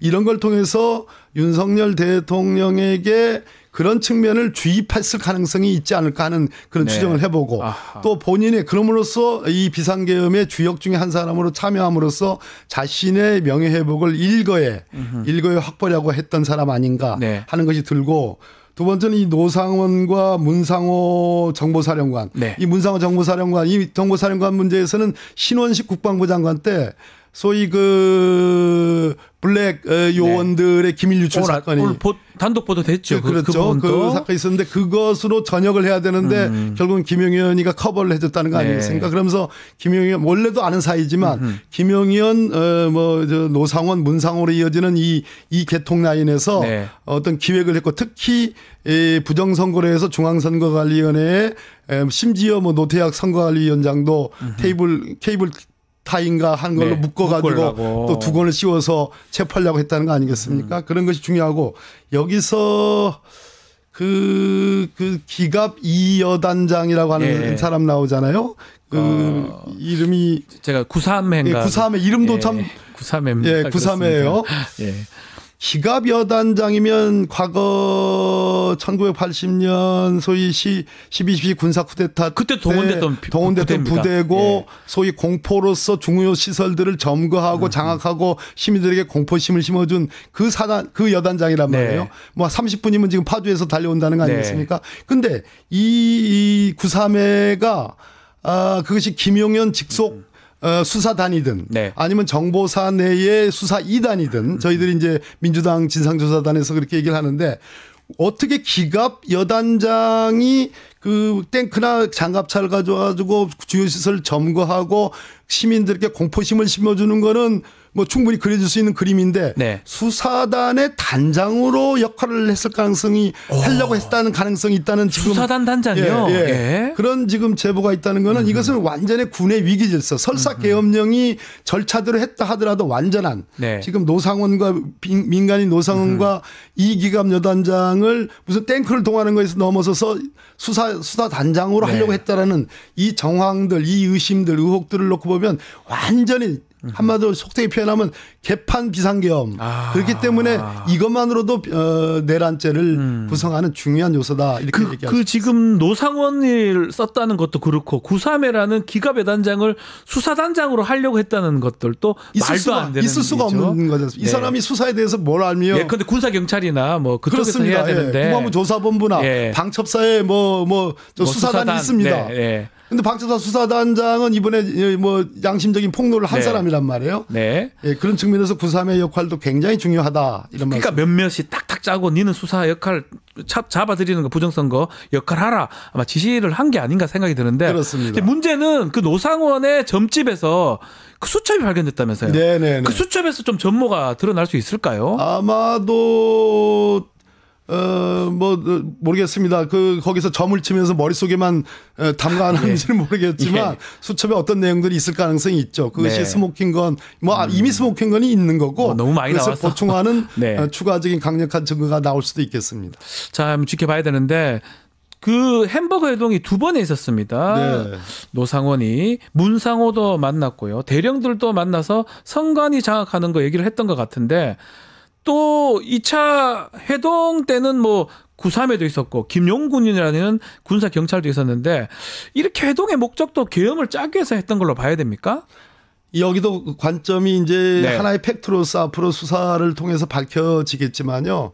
왜 그 민간인들을 이렇게 동원했을까? 그게 궁금해요. 그만큼 예. 일단 이 비상계엄을 준비하는 시작이 작년 11월부터였고 올 6월, 10월, 11월로 이렇게 차근차근 진행을 해왔고 특히 뭐 드론을 뭐 띄운다든지 네. 또는 포 사격을 염려에 뭐 준비했다든지 이러한 대북 관계에서 긴장 관계를 고도로 높이고 국지전을 유도하는 정황들 이런 것들이 있었는데 네. 이것이 뭐 정말 행운인지 어떤 선운인지 또 뭐 뭔지는 모르겠지만 어쨌든 북한이 반응을 하지 않은 거라요. 북한이 말려들지 예. 않았다고 봐야 되겠죠. 그런 측면이 예. 있습니다. 예. 뭐 객관적인 사실로서. 네. 그러니까 거기서 1차적인 그 핀트가 안 맞은 측면이 있고 두 번째는 충분히 김용현 신원식의 역할들이 지금 안 나오지 않습니까? 네. 안보실장 신원식. 네, 신원식이 국방부 장관을 했고 네. 그때부터 준비를 했던 것인데 신원식의 역할들이 지금 나오지 않는 걸로 봐서 또 갑작스럽게 신원식이 안보실장으로 가고 네. 경호처장이었던 김용현을 국방부 장관으로 보내는 것이 저희들이 그때도 좀 이상하긴 그때부터 했어요. 예. 계엄을 준비하는 거 아니냐라는 얘기들을 했는데 예. 결국은 충분한 인적 자원 완전히 충성스러운 충분한 실제로 사령관들이 다 불고 있고 네. 지금 곽종근 사령관이 문부수로 들어가서 네. 끄집어내라는 증언을 했듯이 신념에 가득 찬 사령관들의 태도를 확보하지 못했다. 윤석열 입장에서는 김용현 입장에서는 예. 그러니까 외곽에 절치부심 명예회복을 노리는 노상원과 같은 보살, 강제추행범, 또 뭐 역시 마찬가지로 저 불명예 전역한 뭐 김모, 네. 저 대령이가 있지 않습니까? 예배 대령. 이런 예. 사람들의 힘을 빌려 가지고 계엄에 여러 가지 기획들을 했을 가능성이 없잖아 있다. 이건 김용현이 짠 건데 사령관들도 포섭을 했지만 좀 지금 곽종근 같은 사람 보면 뭔가 확고하지는 않았던 것 같아요. 여인형조차도 여인형도 무릎 그렇고. 꿇고 이러시면 안 하지 됩니다 마라라고. 했다는 거 뭐 자기 일종의 변소 같은 얘기인데 믿기는 좀 어렵지만 그럼에도 그런 사람들이 있었기 때문에 밖에서 노상원은 확실하다. 네. 노상원도 정보사령관도 했고 사람들을 좀 모으기에 HID는 모으기에 이게 좋다고 판단했을 수도 있다는 거네요. 그렇습니다. 예. 그리고 뭐 지금 보면 HID를 통해서 소요 같은 거 일으켜서 계엄의 정당성을 계속 쭉 하려고 했던 정황도 보이는 거잖아요. 과거에 미스테리처럼 남아있는 여러 가지 사례들이 있습니다. 네. 그래서 뭐 인민군복 이번에 뭐 경북의 어느 업체로부터 그것을 정보사가 받아갔다든지 그렇죠. 또 뭐 김어준 그 공장장의 얘기가 있다든지 네. 그 뒤에 뭐 우리 김병재 의원이나 박선 의원 이런 분들의 얘기들 전체적으로 종합을 해보면 충분히 이 비상계엄의 정당성은 그냥 국회의 기능을 마비시키는 것조차도 부인하고 있는데 네. 그걸로는 정당성이 확보 안 되잖아요. 그렇죠. 오히려 국회의 기능을 마비시키려고 했다는 거, 계엄 해제 의결을 못하게 끌어내려고 했다는 거, 그리고 주요 요인들 14명에 이르는 주요 요인들을 체포하려고 했다는 거, 이런 등들 또 심지어 이재명 대표에게 무죄를 선고했던 판사를 체포하려고 했다는 판사를 거, 체포하려고 했어요. 중앙선거관리위원장을 체포하려고 했다는 거, 이런 것 등등이 네. 계엄의 정당성을 부여 못하거든요. 오히려 계엄이 내란에 가깝다라는 강력한 증거란 말이에요. 그러면 그렇죠. 계엄의 정당성을 확보하려고 하면 대북 관계거든요. 그렇죠. 우리 대한민국과 관련해서는 대북 관계에 대한 노심초사가 우리 국민들에게 얼마나 많습니까? 그런데 그런 부분들이 실패했습니다. 예. 그러면 두 번째 국내에서 내부적인 어떤 소요 사태, 아하. 굉장히 비상적인 사태, 예. 술렁술렁 민심이 술렁거릴 수 있는 사태는 역시 그런 것을 만들어야지 가능하다고 보는 측면에서는 충분히 있을 법한 얘기들이죠. 요 얘기들도 다 조사를 해서 수사를 해서 밝혀내야 되겠죠. 당연히 그렇습니다. 네. 계엄을 선포했다 해가지고 쭉 유지하기는 어려우니까 인민군복 같은 거 입혀가지고 뭔가 소요를 일으키면 계엄할 상황이 계속 되는구나 라는 것들을 만들려고 했던 게 아닌가라는 게 지금 얘기시고요. 자, 이 지금 상황에서 키맨은 누굽니까? 곽종근 사령관처럼 뭔가 추가 양심 고백 있을 수 있습니까? 일단 현장에 투입된 그 3명의 이제 소위 이제 방첩의 이제 특전사 그리고 수방사 네. 사령관들의 진술을 뭐 검찰이든 공수처가 지금 이제 수사 이첩을 받았으니까 공수처가 이 세 사람의 진술을 가능한 한 대질신문을 통해서 일치시키는 거. 네. 그것이 가장 중요한 일이라고 생각합니다. 저는 이 국면에서 내란을 결정지는 것은 끌어내라. 그래서 계엄 해제 의결을 못하게 해라. 그리고 체포하라. 체포해서 뭐 이 사람들이 지금 중앙선관위의 부정선거 의혹과 관련해서 중요한 역할들을 했던 사람들이다라는 네. 식으로 몰아가는 이 투 트랙이 이번 내란 사태를 증명하는 가장 중요한 것이라고 보는데 거기에 이제 비선 라인에 네. 외부 민간인들이 작용한 거죠. 그랬을 때 그래서 모르겠습니다. 노상원 전 정보사령관이 어느 정도 지금 자백을 하는지 네. 그건 모르겠습니다. 일단은 가장 중요한 것이 그 세 사령관의 사람. 진술을 일치시키는 거. 그것이 가장 중요하다고 봅니다. 자, 그리고 저는 뭐 개인적으로 좀 궁금한 게 있는데 군대는 지금 다 구속도 되고 뭔가 정리되는 분위기인데 군대만 있었을까요? 대통령의 측근이라든지 뭐 그 참모 조직 아니면 또 행정부 조직 거기도 뭔가 있다면 빨리 밝혀내야 되는 거 아닌가요? 대통령실의 비서실장, 네. 정진석 비서실장 그리고 아까 말씀드린 신원식 안보실장이 도대체 정말로 이렇게 그 계엄 해제가 의결된 뒤에 사후적으로 지금 저 합참 벙커에 있는 네. 그 대통령이 가니까 잠깐 인사드리러 온 것처럼 돼 있는 그 부분 미스테리. 이상합니다. 정말로 그런 것인가. 이상합니다. 예. 정말로 이상하죠. 두 번째 국방부에 김용현이 직접 장악하고 있는 국방부가 바로 윤석열의 지시를 받아가지고 실질적으로 내란 중요 종사자의 첫 번째 구속자고 첫 번째 실행자이고 첫 번째 지휘자인데 네. 김용현 국방부 장관이 국방부 내에서 정말로 그 휘하의 참모들을 전혀 모르게 저는 이해가 안 됩니다. 그러니까 이해가 안 된다는 건 거꾸로 맞다는 얘기예요. 그게 말이 그 됩니까? 부분에는 수사가 지금 이루어지고 있지 않다. 않습니다. 왜 그러냐면 예. 국방부 장관이 지금 구속돼서 지금 차관이 직무대행을 하고 네. 있잖아요. 그리고 어차피 이 수사에서 국방부의 도움을 받긴 받아야 됩니다. 네. 그런 측면에서 잠시 지금 잠복해 있는 것이지 결국은 국방부 영역에서의 어떤 동조 가담자가 있을 영역이 매우 크다. 이런 말씀을 드립니다. 국방부도 있고 뭐 진짜 다 밝혀내야 더 돼. 중요한 거는 네. 한덕수 국무총리 얘기 안 할 수 없는 거잖아요. 네, 네, 네. 예, 지금 대행의 지위라는 거는 나는 뭐 몇 분짜리 한 5분짜리 국무회의를 나 반대했다. 네. 그걸로 대행의 역할로 국무총리의 역할로 끝나는 게 아닙니다. 국무총리는 직을 걸고 공모자가 되지 않으려면 네. 직을 걸고 반대를 해야 될 의무가 있는 겁니다. 책무가 그렇죠. 있는 겁니다. 예. 그냥 국무위원 18개 국무위원 중에 한 사람에 불과한 사람이 아닙니다. 대통령의 명을 받아 행정 각부를 통할한다고 되어 통할하는 있습니다. 사람인데. 따라서 예. 그 당시 국무회의 국무위원들 특히 한덕수 국무총리의 역할과 어느 정도 알았으며 소식 혹은 내통 가능성이 있지 않았냐 하는 네. 이 부분에도 굉장히 중요한 수사 대상입니다. 한덕수 총리 얘기를 좀 하면 지금 예. 권한 대행을 하고 있는데 자 먼저 헌법재판관 임명이 오늘 청문회를 내일까지 계속 한다고 지금 하는데요. 국민의힘이 지금 참여 안 해도 그대로 진행이 되는 겁니까? 그렇습니다. 참여 안 한다고 선언을 했고요. 예. 지금 하루가 일일 여삼추인데 네. 지금 뭐 참여 안 하면 참여 안 하는 대로 민주당 야당만에 의해서 지금 인사청문회 진행해가지고 네. 아직 이제 오늘이 월요일이지 않습니까? 네. 이번 주 임시회 일정이 현재까지 제가 오기 전까지는 아직 잡히지 않았어요. 네. 적어도 25일이 지금 공수처에서 윤석열 피의자에 대한 소환 통보일이고 네. 지금 저희 이제 저희 당에서 25일까지 한덕수 대행이 24일 아닌가요? 24일까지. 예, 4일, 내일까지. 예. 예. 죄송합니다. 24일까지 한덕수 대행이 지금 상설특검에 대한 추천 네. 의뢰와 그리고 일반 내란 특검에 대해서 공포를 하라는 요구를 했고 그렇지 않으면 탄핵 절차에 돌입하겠다라고 돼 있기 때문에 적어도 26일부터는 임시회가 개시가 돼야 되겠습니다. 된다. 그러면 만약에 이거는 뭐 나중에 이를 수도 있는데 헌법재판관을 또 임명하지 않으면 그것도 탄핵까지 할 수 있는 상황입니까? 한덕수 권한대행을? 한덕수 제가 아주 천천히 네. 중요한 말씀을 좀 드리겠습니다. 권한 대행, 총리로서 권한 대행이 된 원인이 뭡니까?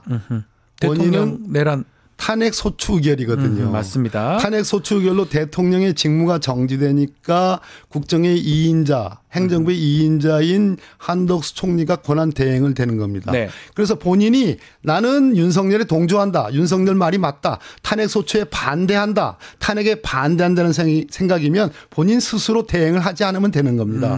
국무총리를 하지 않으면 되는 겁니다. 그런데 그 원인된 탄핵 소추 의결로 인해서 본인이 권한대행이 됐다라는 것은 탄핵소추 의결을 한 또 그 근원적인 원인, 즉 내란 수계의 윤석열의 죄목에 대해서 국회가 의결했고 탄핵소추 의결을 했기 때문에 본인이 그것을 묵시적으로 동의한 겁니다. 받아들인 거라는 거죠. 그렇지 않으면 대행을 할 이유가 없는 겁니다.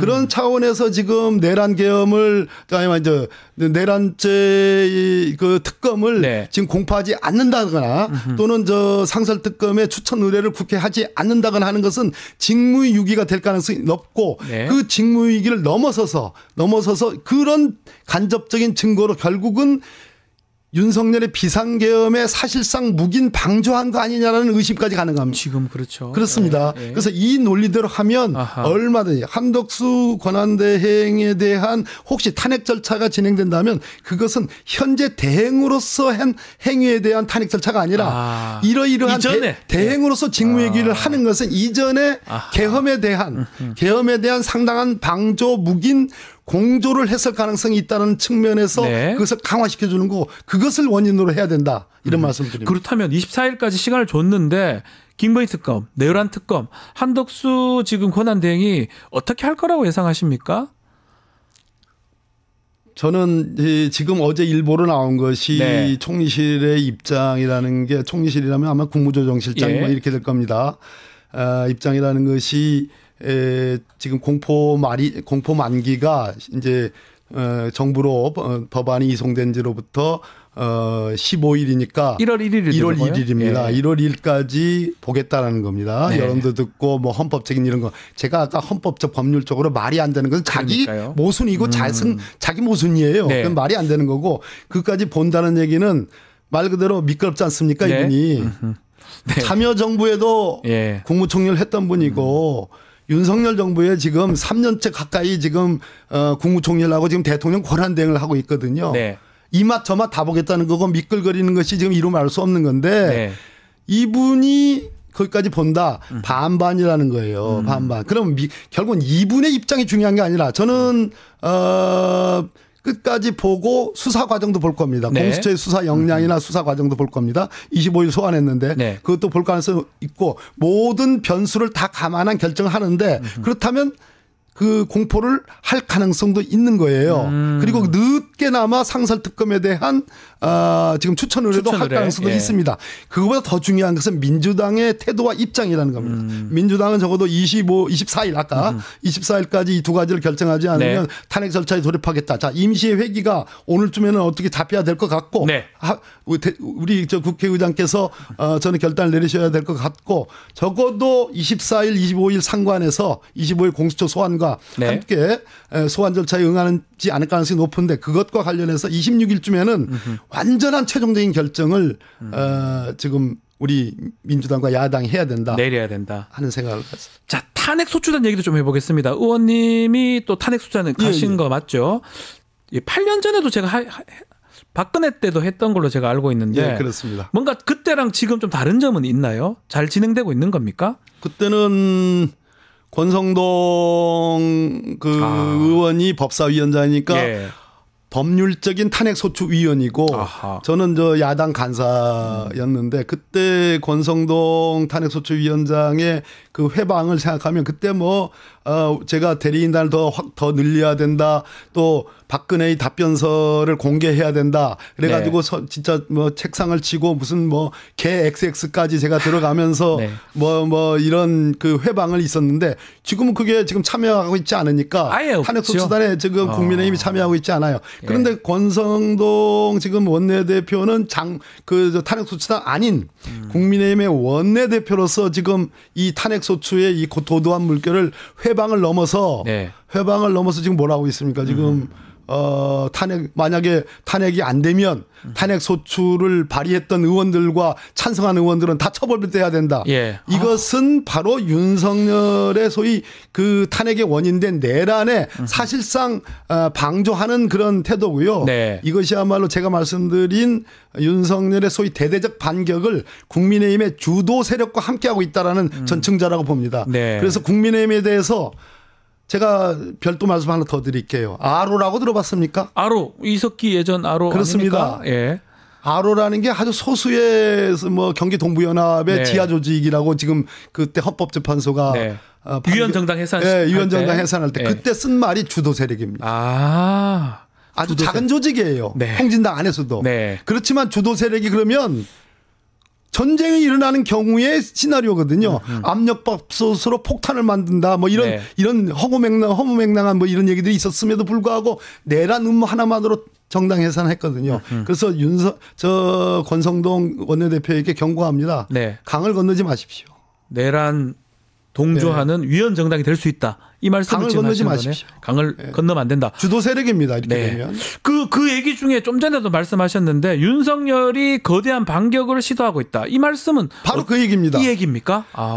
지금 박근혜 탄핵 때와 지금 윤석열 탄핵 때의 네. 차이는 자, 박근혜 탄핵 때는 아까 제가 권성동 탄핵소추위원장하고 뭐 말싸움을 했다는데 그 중에 하나가 네. 박근혜 피소추인의 답변서를 공개하느냐 여부였습니다. 저는 투명한 재판을 위해서 국민들이 알 권리를 보장하기 위해서 공개하라 했습니다. 네. 못하겠다 했습니다. 최종적으로 공개했습니다. 자, 근데 윤석열 스스로가 이번에 답변서뿐만 아니라 본인이 지금 저 탄핵법정에 나와서 장광설과 선전선동을 할 겁니다. 네. 이게 다른 점입니다. 무슨 얘기냐? 박근혜가 그렇게 소극적으로 답변서도 공개하지 않았으면 좋겠어요. 네. 난 법정에 나가지 않겠어요. 최종적까지 우리 헌법재판관을 믿겠어요. 아하. 하는 것이 결국은 8대 0으로 9대 0으로 예. 9대 0으로 탄핵이 된 그 원인이 맞습니다. 탄핵이 됐지 않습니까? 예. 윤석열은 그것을 반면교사 삼을 겁니다. 그래서 대대적인 적극적인 공세에 방어를 할 겁니다. 공세적 방어. 예. 그것은 대대적인 반격입니다. 예. 즉 국민들에게 그런 담화문 얘기했죠. 그것이 이 수사와 탄핵에 대한 가이드라인입니다. 네. 그리고 지금 권성동 원내대표가 거기에 일정 정도 부응하는 그러한 선동을 하고 있지 않습니까? 네. 이런 것들. 그리고 뭐 답변서 얼마든지 금방 내고 본인이 아마 법정에 직접 나올 겁니다. 본인이 직접 변론하고 싶다 뭐 이런 얘기도 하던데. 그런 얘기 하죠. 예. 가능한 겁니까? 나올 수 있습니다. 예, 그건 가능한 얘기입니다. 그게 긍정적입니까? 그 말 잘한다고 봐야 됩니까? 어떻게 보십니까? 그거는? 국민의 입장에서는 염장 터질 얘기지만 오히려 근데 그 윤석열이 대국민 담화가 국민들로 하여금 그 분노 지수를 그냥 끝까지 그러니까요. 올린 거 아니겠습니까? 예. 그런데 윤석열은 지금 20%의 소위 아스팔트 극우 세력에 지금 선전선동을 하는 거거든요. 예. 그런 측면에서 과연 이것이 우리나라 헌법 질서에 맞느냐 맞지 않죠. 그래서 제가 아까 뭐 비유하기는 좀 그렇지만 아로하고도 그 얘기를 예. 했던 겁니다. 그래서 경고를 하는 겁니다. 그 마지막으로 지금 수사기관에 계속 불응하고 있고 25일 10시 그날 공조본이 이제 공수처가 오라고 했는데 만약에 이때 응하지 않으면 체포도 가능한 겁니까? 긴급 체포 등등. 가능하죠. 근데 네. 우리 저 박지원 변호사님이시잖아요. 네.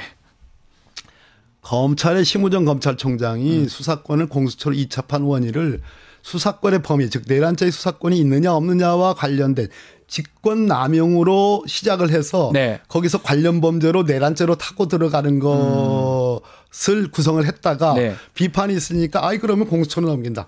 공수처도 똑같은 논리에 직면합니다. 공수처도 내란죄의 직접 수사 대상을 갖고 있지 못해요. 그렇죠. 직권 남용으로 시작해가지고 내란죄로 가는 코스예요. 그런데 윤석열은 내란죄에 관해서는 뭐 본인이 불소추 특권을 주장할 수 없지만 직권 남용의 경우는 불소추 특권을 주장할 수 있습니다. 맞습니다. 현직 대통령이기 예. 때문에. 그래서 어제 대통령실에서 그 얘기가 나왔습니다. 즉 공수처의 수사권을 다투겠다는 얘기입니다. 와우. 그래서 이런 측면에서 반드시 특검은 어떠한 경우도 반드시 특검은 도입이 돼야 되고 그래서 수사에 대한 복습, 복귀, 리뷰가 돼야 되고 네. 기소는 공수처가 아니라 네. 특검이 특검이어야 해야지 된다. 완전 무결한 아하. 시비가 없는 저 공소 유지가 아니, 가능하다. 지금 말씀드린- 그래서 마지막으로 예. 공수처가 너무 수사를 급히 하지 마라. 아. 잘 두드려서 과거에 기소해서 무죄난 사건들이 너무 많지 않습니까?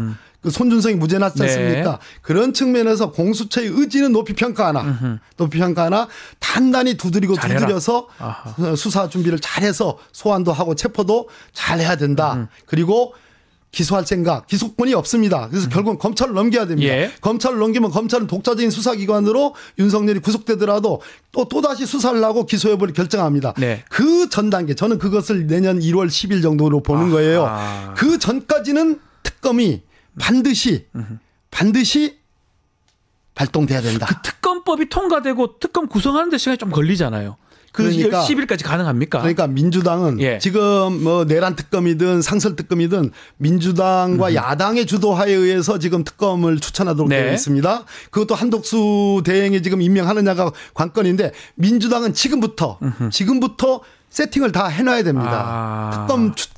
특검 추천 후보들을 세팅을 해놓고 예. 그 후보들과 아주 보완을 전제로 해서 그 후보가 되는 사람들은 적어도 본인이 특검이 되는 경우에 낙점받는 경우에 특검보 둘과 그리고 주요 검사들을 어떻게 배치할 네. 것인지에 대한 기본적인 그 세팅이 돼야 되고 수사기간 준비기간 20일은 열흘로 단축할 수 있어요. 하자마자 딱 될 수 있도록 준비가 돼야 된다. 네, 그런 측면이 전 중요하다. 엄중한 상황 아니겠습니까?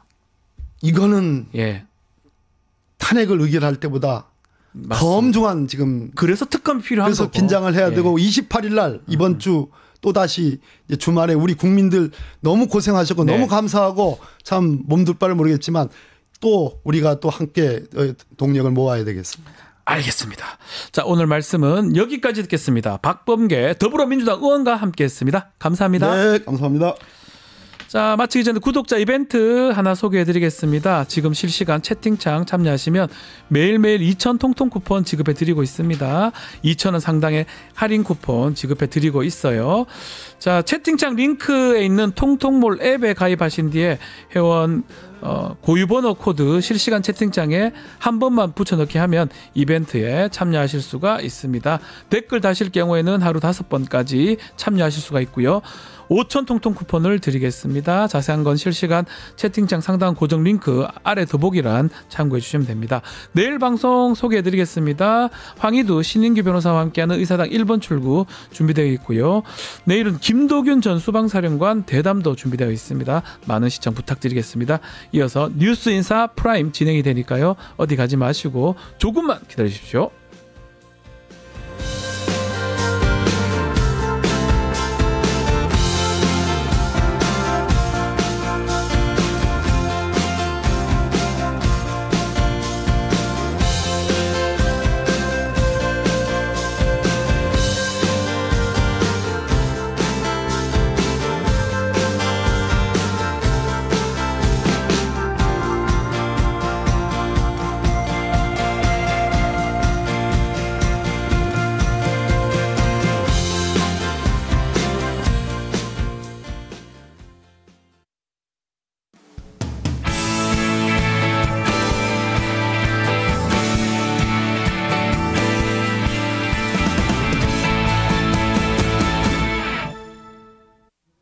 한 발 더 들어가는 고품격 시사대담 뉴스 인사 프라임 시작하겠습니다. 월요일 시간에는 정치권을 향한 따끔한 일침 들어보는 시간입니다. 김진애 의원과 함께합니다. 안녕하십니까? 네, 안녕하십니까? 네. 요 질문부터 먼저 드려보겠습니다. 노상원이라는 사람이 지금 주목을 받고 있는데 무속인이에요, 무속인? 아, 저도 네. 처음 봐요. 장군인데 나와가지고 무속인이 되고. 아니 전문 무속인이더라고요. 네. 그러니까 취미 무속인이 아니라. 아, 그러니까 이거는 좀 납득이 어렵습니다. 장군을 하다가 나와가지고 뭐 불미스럽게 나왔긴 했지만 무속인 활동을 또 하고 이 사람이 내란에도 관여돼 있고 이 부분이 참 특이합니다. 그러니까 전문 무속인 하는 건 죄가 아니고요. 네. 거기다가 내란 이게 뭐냐면은 네. 윤석열 정권의 특징이 비선 라인이 강하다는 거하고 그 다음에는 무속 라인이 무속 또 라인. 가다는 거 아니에요. 네. 그러니까 비선하고 무속이 딱 얽히면은 우리가 딱 생각하는 게 김건희 네. 이렇게 생각이 되잖아요. 근데 거기에 내란까지 얘기를 하니까 그동안 왜 김건희가 그 계엄이 있고 비상계엄 끝나고 해제되고 난 다음에도 오비한테 네. 전화를 무척 많이 한다 이런 얘기가 떠돌았는데 맞습니다. 아니 이런 오비 아니었냐. 이 내란 계엄하는 거에 기획한 이런 오비들한테 연락을 했던 거냐. 이런 생각이 딱 들어가지고 엄청나게 무섭죠. 무속이 처음부터까지 이 정권을 지배한 거 아니냐 생각도 들어요. 아니 저는 이 생각은 굉장히 들었는데요. 네. 윤석열 정권에서 발탁된 사람들을 보면은 네. 하나같이 뭔가가 구린 사람들이 많습니다. 그러니까 이 사람도 그러니까 솔직히는 김용현 네. 전 장관도 그 양반도 결국은 사성 장군에 못 올라서 근데 그것도 스캔들 때문에 못 올라갔던 거 자기가 아니에요. 대대장 때인가 연대장 때인가 뭐 문제가 하나 있었죠. 근데 이 노상원 같은 경우에는 완전히 그 성폭력 때문에 네. 그것 때문에 직위 해제당한 사람이고 실제로 이 사람 뭐 형도 살지 않았나요? 예, 실형 1년 6개월인가요? 나중에 집행유예 풀려나긴 했지만 아니 예, 그리고 살았었어요. 이상하게 예. 예전에 그 탄핵에 거론돼 있던 정호성이라든가 아니면은 작년에 강서구청장 나갔던 사람도 이 사람도 문제 있는 사람인데 네. 참여해가지고 내보내. 이건 뭐냐면은 구린 사람들을 주변에 두면서 그러면서 그 사람들의 약점을 가지고 자기네들한테 충성하게 하려고 하는 거죠. 아하. 이게 한 가지. 두 번째는 비선 라인이라고 하는 게 예. 이게 뭐냐면 정부의 개선 라인에 두는 것뿐만이 아니라 바깥에서 뭔가를 작동하게 만드는 네. 이 네트워킹에 너무 능하단 말이죠. 이걸 누가 하느냐. 이거 대통령이 직접 했겠어요? 예. 또 뭐 김건희가 간 게 있을 것이다. 비선 라인이면 다 그쪽에 생각이 되죠. 자, 무속, 비선 두 개 얘기했는데. 거기다가 이제 예. 그다음에 이제 무속 딱 하면은 이제 뭐 결이 통하는 거 아니겠어요? 무속의 우리는 비선. 영이 통한다. 네, 무속의 비선. 네. 이 문상호 정보사령관이 그 얘기를 했대요. 노상원 지시가 내 지시다. 김용현한테 그런 얘기를 들었다고 하거든요. 그러면 사실은 지금 보면 그 12월 3일 오후 10시가 계엄, 내란 그 시점 아닙니까? 네. 이것도 무속으로 정해진 거 아닌가? 아니 그 설이 꽤 있죠. 예. 왜냐하면 이제 이 의심이 되는 게 왜 화요일 날 저녁에 하느냐. 왜냐하면 주말에 더군다나 새벽 같은데 하면은 비상계엄이 성공할 찬스가 굉장히 높은데, 더 높은데. 물론 이제 그때가 명태균 뭐 황금폰 나타나고 그 다음에는 김건희 특검이 10일 날 통과될 수도 있다라고 하는 이런 위기감이 있었긴 하지만 화요일 날이라고 하는 게 굉장히 이상하다. 10시면 아직 우리 다 활동할 시간 그러니까요. 아니에요. 그래서 이 10시가 무슨 뭐의 계시에 의해서 한 거 아니냐. 뭐 이런 얘기가 있는데 그거는 나중에 좀 더 밝혀져 봐야 알겠습니다. 또 물어보니까 그 대통령 당선된 날부터 딱 1000일 되는 날이더라고요. 거기다가 무슨 뭐 8천이라는 네, 숫자까지도 8,000 있던데. 숫자까지. 네. 네. 그렇던데. 워낙 지금 우리가 이런 얘기 자꾸 하는 이유가 무속이 워낙 관련이 많으니까 이런 얘기까지 하는 거 아니겠습니까? 그게 왜냐하면 뭐 기미 가요에서 네. 나오는 1000이라는 숫자, 8000이라는 숫자가 여기 나오냐. 그다음에 이태원 가령 우리가 참사가 네. 있었을 때도 일본 신교가 뭐 했다. 그렇죠. 뭐 이런 여러 가지 등등이. 근데 이런 게 무슨 문제냐 하면은 비상계엄 하나만 해도 무서워 죽겠는데 네. 이거를 만들어냈다라는 게 그런 이상한 무속과 연결되어 있다고 하는 게 이게 더 흉흉하게 만드는 거죠. 맞습니다. 그게 뭐냐 하면 이제 그럼 저 사람들이 무슨 짓은 또 무지를까? 그러니까요. 무슨 또 계시를 받았냐? 천공은 지금 나와가지고 석 달 있다가 뭐 석 달 동안 괜찮다고 석 달 있다 돌아온다고 그러는데 이건 무슨 계시를 받은 거냐? 근데 이거 다 드러났잖아요. 네. 무속으로 했던 게 얼마나 국정을 망가뜨렸는지 이번 비상계엄 이 내란조차도 실패하게 만들었는지 다 아는데 여기서 또 탈출하려고 하는 게 저는 자기 부동을 계속 파고 있다고 그렇죠. 생각합니다. 더 이상은 무속으로 되지는 않을 것 같은데 어쨌든 자 지금 한덕수 대통령 권한대행 민주당이 이제 얘기를 합니다. 24일까지는 특검법 공포해라라고 하는데 한덕수가 어떤 선택을 할까요? 한덕수는 이제 지금 뭐 사면 초과가 되죠. 네. 일단은 이제 이분도 비상계엄에 연루돼 있다라고 하는 내란죄에 연루돼 있다는 게 그게 확실하고 네. 그다음에는 이제 그동안 한동훈하고도 붙었다가 그다음에 지금은 또 국힘 쪽에 얘기 들었다가 그런가 하면 민주당에 생각도 좀 저기를 해야 되고 네. 국회의장하고도 가까워야 되고 또 미국 눈치도 봐야 되고 여러 가지가 있는데 저는 이거라고 생각해요. 이거 뭐냐면은 아마 본인으로서 뭐 지난번에 권한대행 맡으면서 이러지 않았습니까? 마지막 임무로 네. 지금의 국정을 안정시키는 게 가장 중요한 역할이다. 마지막 소임으로 생각하겠다. 근데 이미 실패하고 있어요. 네. 이게 뭐냐면 첫 번째 권한대행이 됐으면 지금 사실은 사람들의 그 지금 대한민국의 특히 경제의 불확실성이 왜 그렇습니까? 앞으로 일어날 일에 대해서 확실치가 않기 때문에 그렇죠. 아니에요. 그러니까 예. 탄핵이 가결이 되고 났으면 이게 헌재에서 어떤 과정으로 된다라고 하는 부분에서 명확하게 밝혀줘야 되잖아요. 근데 그걸 안 해줬죠. 네. 그다음에 두 번째. 그러니까 이게 뭐냐면 본인의 거부권이나 이런 걸 쓴다라고 하는 거를 왜 중요하지도 않는 이 말을 하면 안 되겠습니다. 네. 하면 가장 중요한 내란 특검과 김건희 특검에 대한 걸 먼저 할 수도 있었는데 그거 안 하고 양곡법에 대한 거 네. 국회 증언법에 관련된 걸 먼저 합니까? 거부 행사해버렸죠. 그거 뭐냐면 네. 자기 존재감을 과시하려고 그러면서 시간을 벌어주는 거거든요. 네. 그러니까 저는 지금 한덕수의 이 입장은 그러니까 누구에게도 안 걸리면서 본인의 안위를 도모하려고 하는 중장기적인 안위까지도 도모하려고 하는 예. 이거에 걸리니까 이러지도 저러지도 못하는 거예요. 그러니까 이게 한심한 거죠. 그래서 그러니까 민주당이 24일까지 이제 결정 내리라라고 좀 그래서 압박을 하는 겁니까? 사실은 저는 열흘 전에 네. 탄핵 가결될 때 그때 뭐 총리까지 탄핵을 해야 된다. 네. 그래서 그 다음에 부총리 문제가 되면 부총리 하고 네. 그 다음에 3위가 되는 교육부총리로 하든가 이주. 예. 뭐 이렇게 하든가 이렇게 그러니까 모든 건 원칙을 지켜야지 이게 나중에 탈도 없고 지금 당장에 탈도 없습니다. 그래서 지금이라도 저는 이제 지난 목요일 날부터 굉장히 위기의식이 발동이 됐잖아요. 네.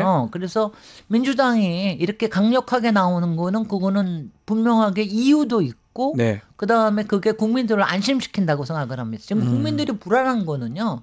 왜 이러냐. 지금 다 같이 왜냐하면 이거예요. 지금 이것만 되면 되거든요. 네. 헌재 재판관이 9명이 되고 그다음에 윤석열은 체포돼서 구금되고 구속되고, 구속되고 그다음에 그 특검은 발동되고 그 김건희 특검까지 되면 좋겠지만 김건희 특검은 조금 나중에 우선순위에서 그렇죠. 나중이고 내란 특검까지 해가지고 그래서 이게 일정에 다 맞아서 그거만 딱딱 되면 그거만 되면은 불확실성이 제거되는 거네요. 불확실성이 제거가 되는 거거든요. 예. 그러니까 지금 저는 이번에 헌재가 참 잘하고 있다고 생각되는 게 헌법재판소에서는 명확하게 원칙을 얘기를 했어요. 네. 9명 채워야 된다. 그다음에 이거는 신속 판결이 이루어져야 된다. 네.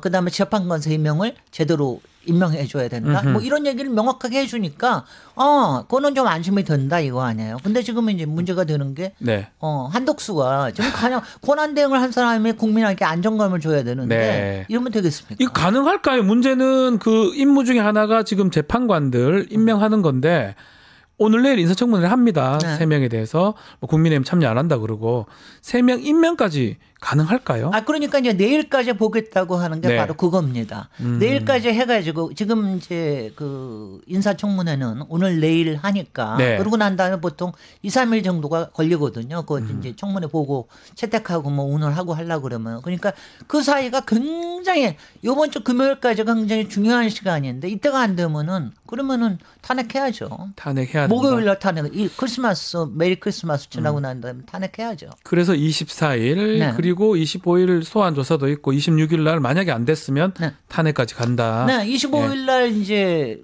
윤석열의 네. 그 소환에 응하지 않으면은 그것까지 다 연결시켜 가지고 일정을 맞춰야 되는 거죠. 그 소환 얘기 좀 하면 25일 날 10시로 잡아놨더라고요. 네. 2차 소환 통보인데. 그것도 봐준 거예요. 크리스마스 날 아무도 좀 보지 않을 때 나오라고. 근데 크리스마스에 이 사람이 수사에 응할까요? 저는 응하지 않을 거라고 봅니다. 아. 저는 뭐 그러니까 왜냐하면 이번에 2차 소환에 응하지 않으면은 네. 그다음에는 이제 체포영장이 발부될 거 아니겠어요? 그렇죠. 그러니까 체포영장이 발부되면 그다음에 이른바 경호처하고의 이 대치 관계나 해가지고 여러 가지가 이른바 장면이 만들어질지도 뭐 추악한 장면이 만들어질지 모르는데 걱정스럽네요. 윤석열 측으로서는 추악한 장면을 연출하고 싶다. 제가 지난주에 나와서는 그냥 더티하게 굴 거다 앞으로 네. 이렇게 얘기를 했는데 이건 더티한 정도가 아니라 정말 추악해요. 아니 어떻게 그래도 대통령 지금도 대통령이라고 하는 명분은 있는 겁니다. 대통령이죠. 직무정지됐지만. 그런데 어떻게 재판의 과정 그다음에 수사의 과정에 관련돼 가지고 이렇게 계속해서 저항을 할 수가 있습니까? 그러니까 국민들이 또 불안한 거죠. 아니 그 공수처 죄송합니다. 공수처는 이제 압수수색하고 뭐 구속 가능한데 경호실에서 지금 맡고 있는 거잖아요, 대통령실. 네, 경호처. 경호처. 그러면 한덕수 대행이 그것도 사실 좀 아니 컨트롤할 수 있는 거 아닌가요? 그것도 컨트롤할 수 있는 거죠. 그러니까 아까 저기 권한대행으로서 안 한 게 뭐냐면은 네. 왜냐하면 여기저기에 지금 이제 말하자면 트러블들이 있잖아요. 네네네. 경찰과 검찰 또 검찰과 공수처 그다음 경호처. 그럼 거기에서 교통 정리를 해줘야 되는 게 대통령이 해줘야 되는 거 아니에요. 네. 그러니까 거기서의 원칙을 딱 제시를 했으면은 이런 불안감이 안 드는데 저는 경호처가 저는 일단은 체포영장이 발부가 되면은 경호처도 어쩔 수 없으리라고 봐요. 그럴 때는 뭐 한덕수 그거에 대해서 만약 그러니까 말하자면 뭐 어느 정도의 저항은 있을 수가 있겠지만 네. 추악한 장면이 나오거나 충돌적인 장면이 나오면 안 되죠. 아니 우리가 뭐 트랙터에다가 실어가지고 데려가겠어요. 어떡하겠어요. 그래. 그런 모습까지 아니 그런 모습까지도 솔직히 국민들 입장에서는 그런 생각이 들 겁니다. 트랙터로 다 같이 저기를 해서 뭐 하고 싶다 이런 생각까지 들 거예요. 네.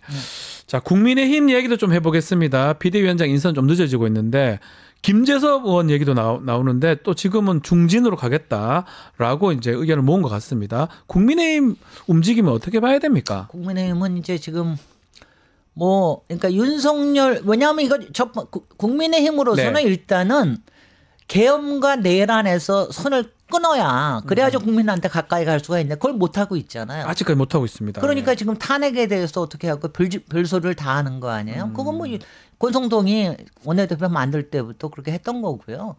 근데 저는 그러니까 어느 시점에 그러니까 이게 그 시점이 사실은 문제가 되냐 하면은 네. 저는 대한민국을 위해서 윤석열이 구금되는 시점.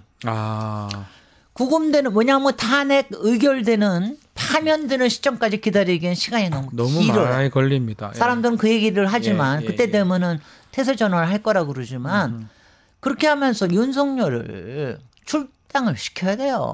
국민의힘에서 국민의힘에서 제명부터 하고 나면은 그러면 우리가 이제 거리감을 두고 보자. 네. 우리 당 사람은 아니니까 그러면 이게 국민들의 마음을 어떻게 헤아려야 되고 이거에 대해서 해야 된다고 생각을 하는데 그게 솔직히 뭐 김재섭은 뭐 말도 안 되는 얘기고요. 그건 괜히 뭐 우스꽝 장난감처럼 얘기한 것 같이 보이고 그러니까 누가 들어왔을 때 네.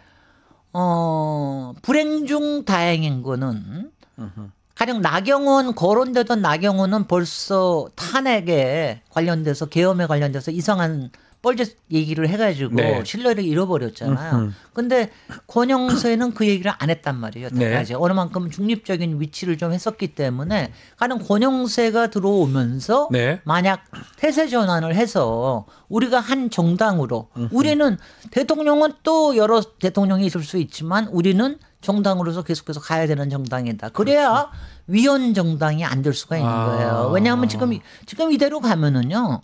가령 뭐 추경호 전 원내대표에 대한 조사나 그다음에 이렇게 되면은 이거는 위헌 정당으로 갈 수가 있습니다. 위헌 사유가 되면은 내란에 대한 공모만으로도 여태까지 지난번에 통진당이 해산이 됐습니다. 근데 이러다가는 정당 해산될 사유가 되거든요. 그러니까 그 점에서는 그러면서 비대위원장 저기가 되고 나면은 가령 권영세가 어떤 얘기를 할지 모르겠는데 근데 이제 가장 이럴 때 걱정이 되는 건 이겁니다. 뭐죠? 윤석열이나 김건희가 아직도 캐비넷을 가지고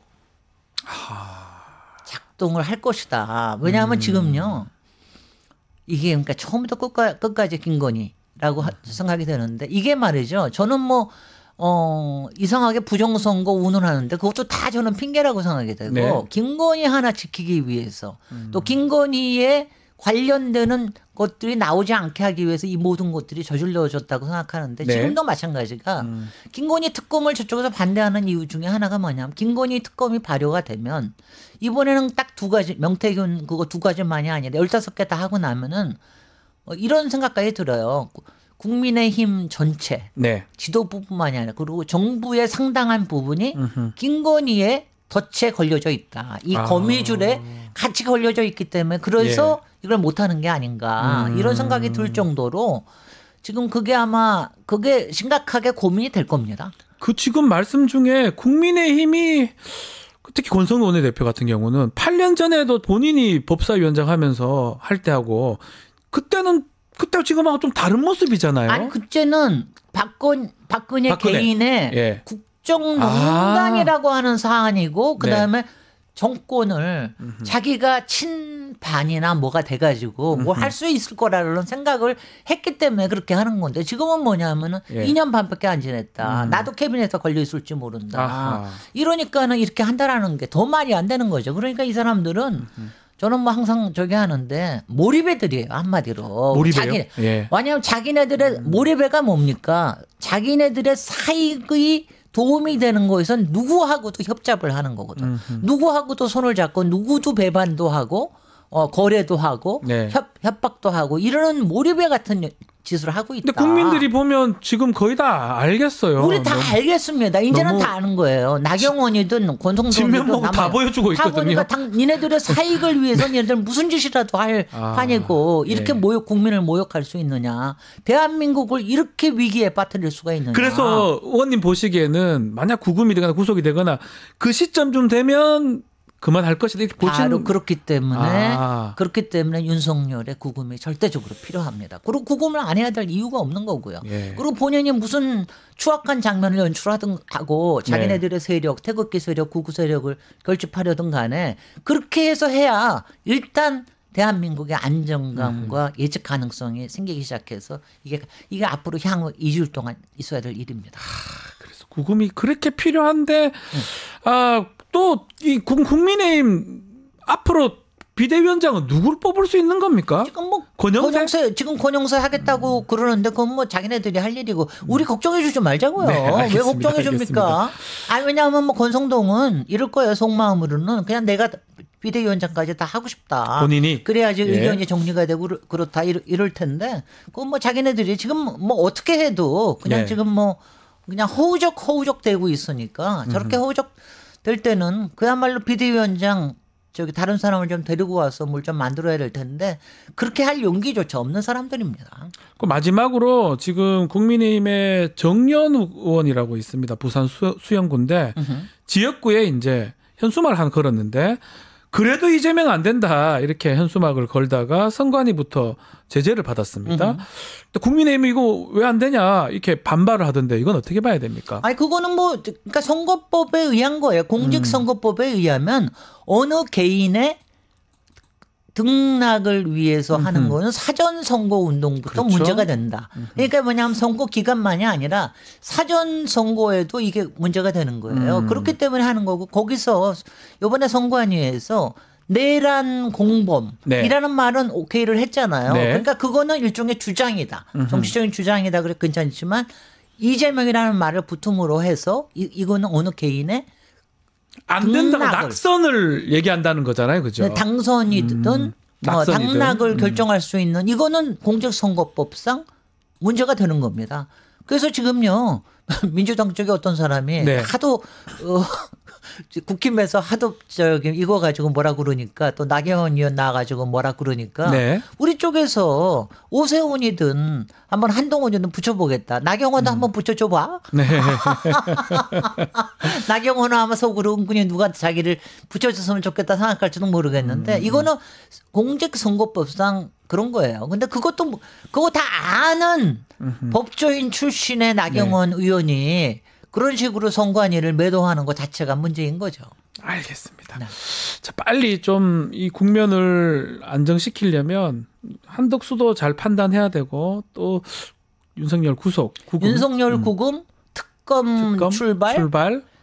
그러고 나면 헌재 재판관 3명, 예. 3명 임명. 그게 요거 세 개만 딱 해놓으면은요. 지금처럼 우리가 맨날 남태령에서 아무리 일하고 저거 해도 그러니까 남태령에 있는 농민들도 얼마나 가슴이 저기 하겠어요. 그러니까 그렇게 고생을 했는데 그래도 이제 크게 밤잠을 설치고 이러는 거는 조금 덜 해주고 네. 무엇보다도 주가하고 네. 그다음에 환율이 좀 그러니까 환율 잡아야 돼. 큰일 환율 났어요. 1,500원 이상 올라가면 큰일 납니다. 그거 다시 회복하는데 안 돼요. 몇 달 걸려요. 거기다가 지금 트럼프가 곧 들어오지 않습니까? 1월 달부터. 그 전에 안정시켜야 됩니다. 맞습니다. 네. 알겠습니다. 자, 오늘 말씀은 여기까지 듣겠습니다. 김진애 의원과 함께했습니다. 감사합니다. 고맙습니다. 자, 고품격 뉴스대담 뉴스인사 프라임 오늘 순서 여기서 마무리하겠습니다. 저는 내일 아침에 다시 찾아오겠습니다. 감사합니다.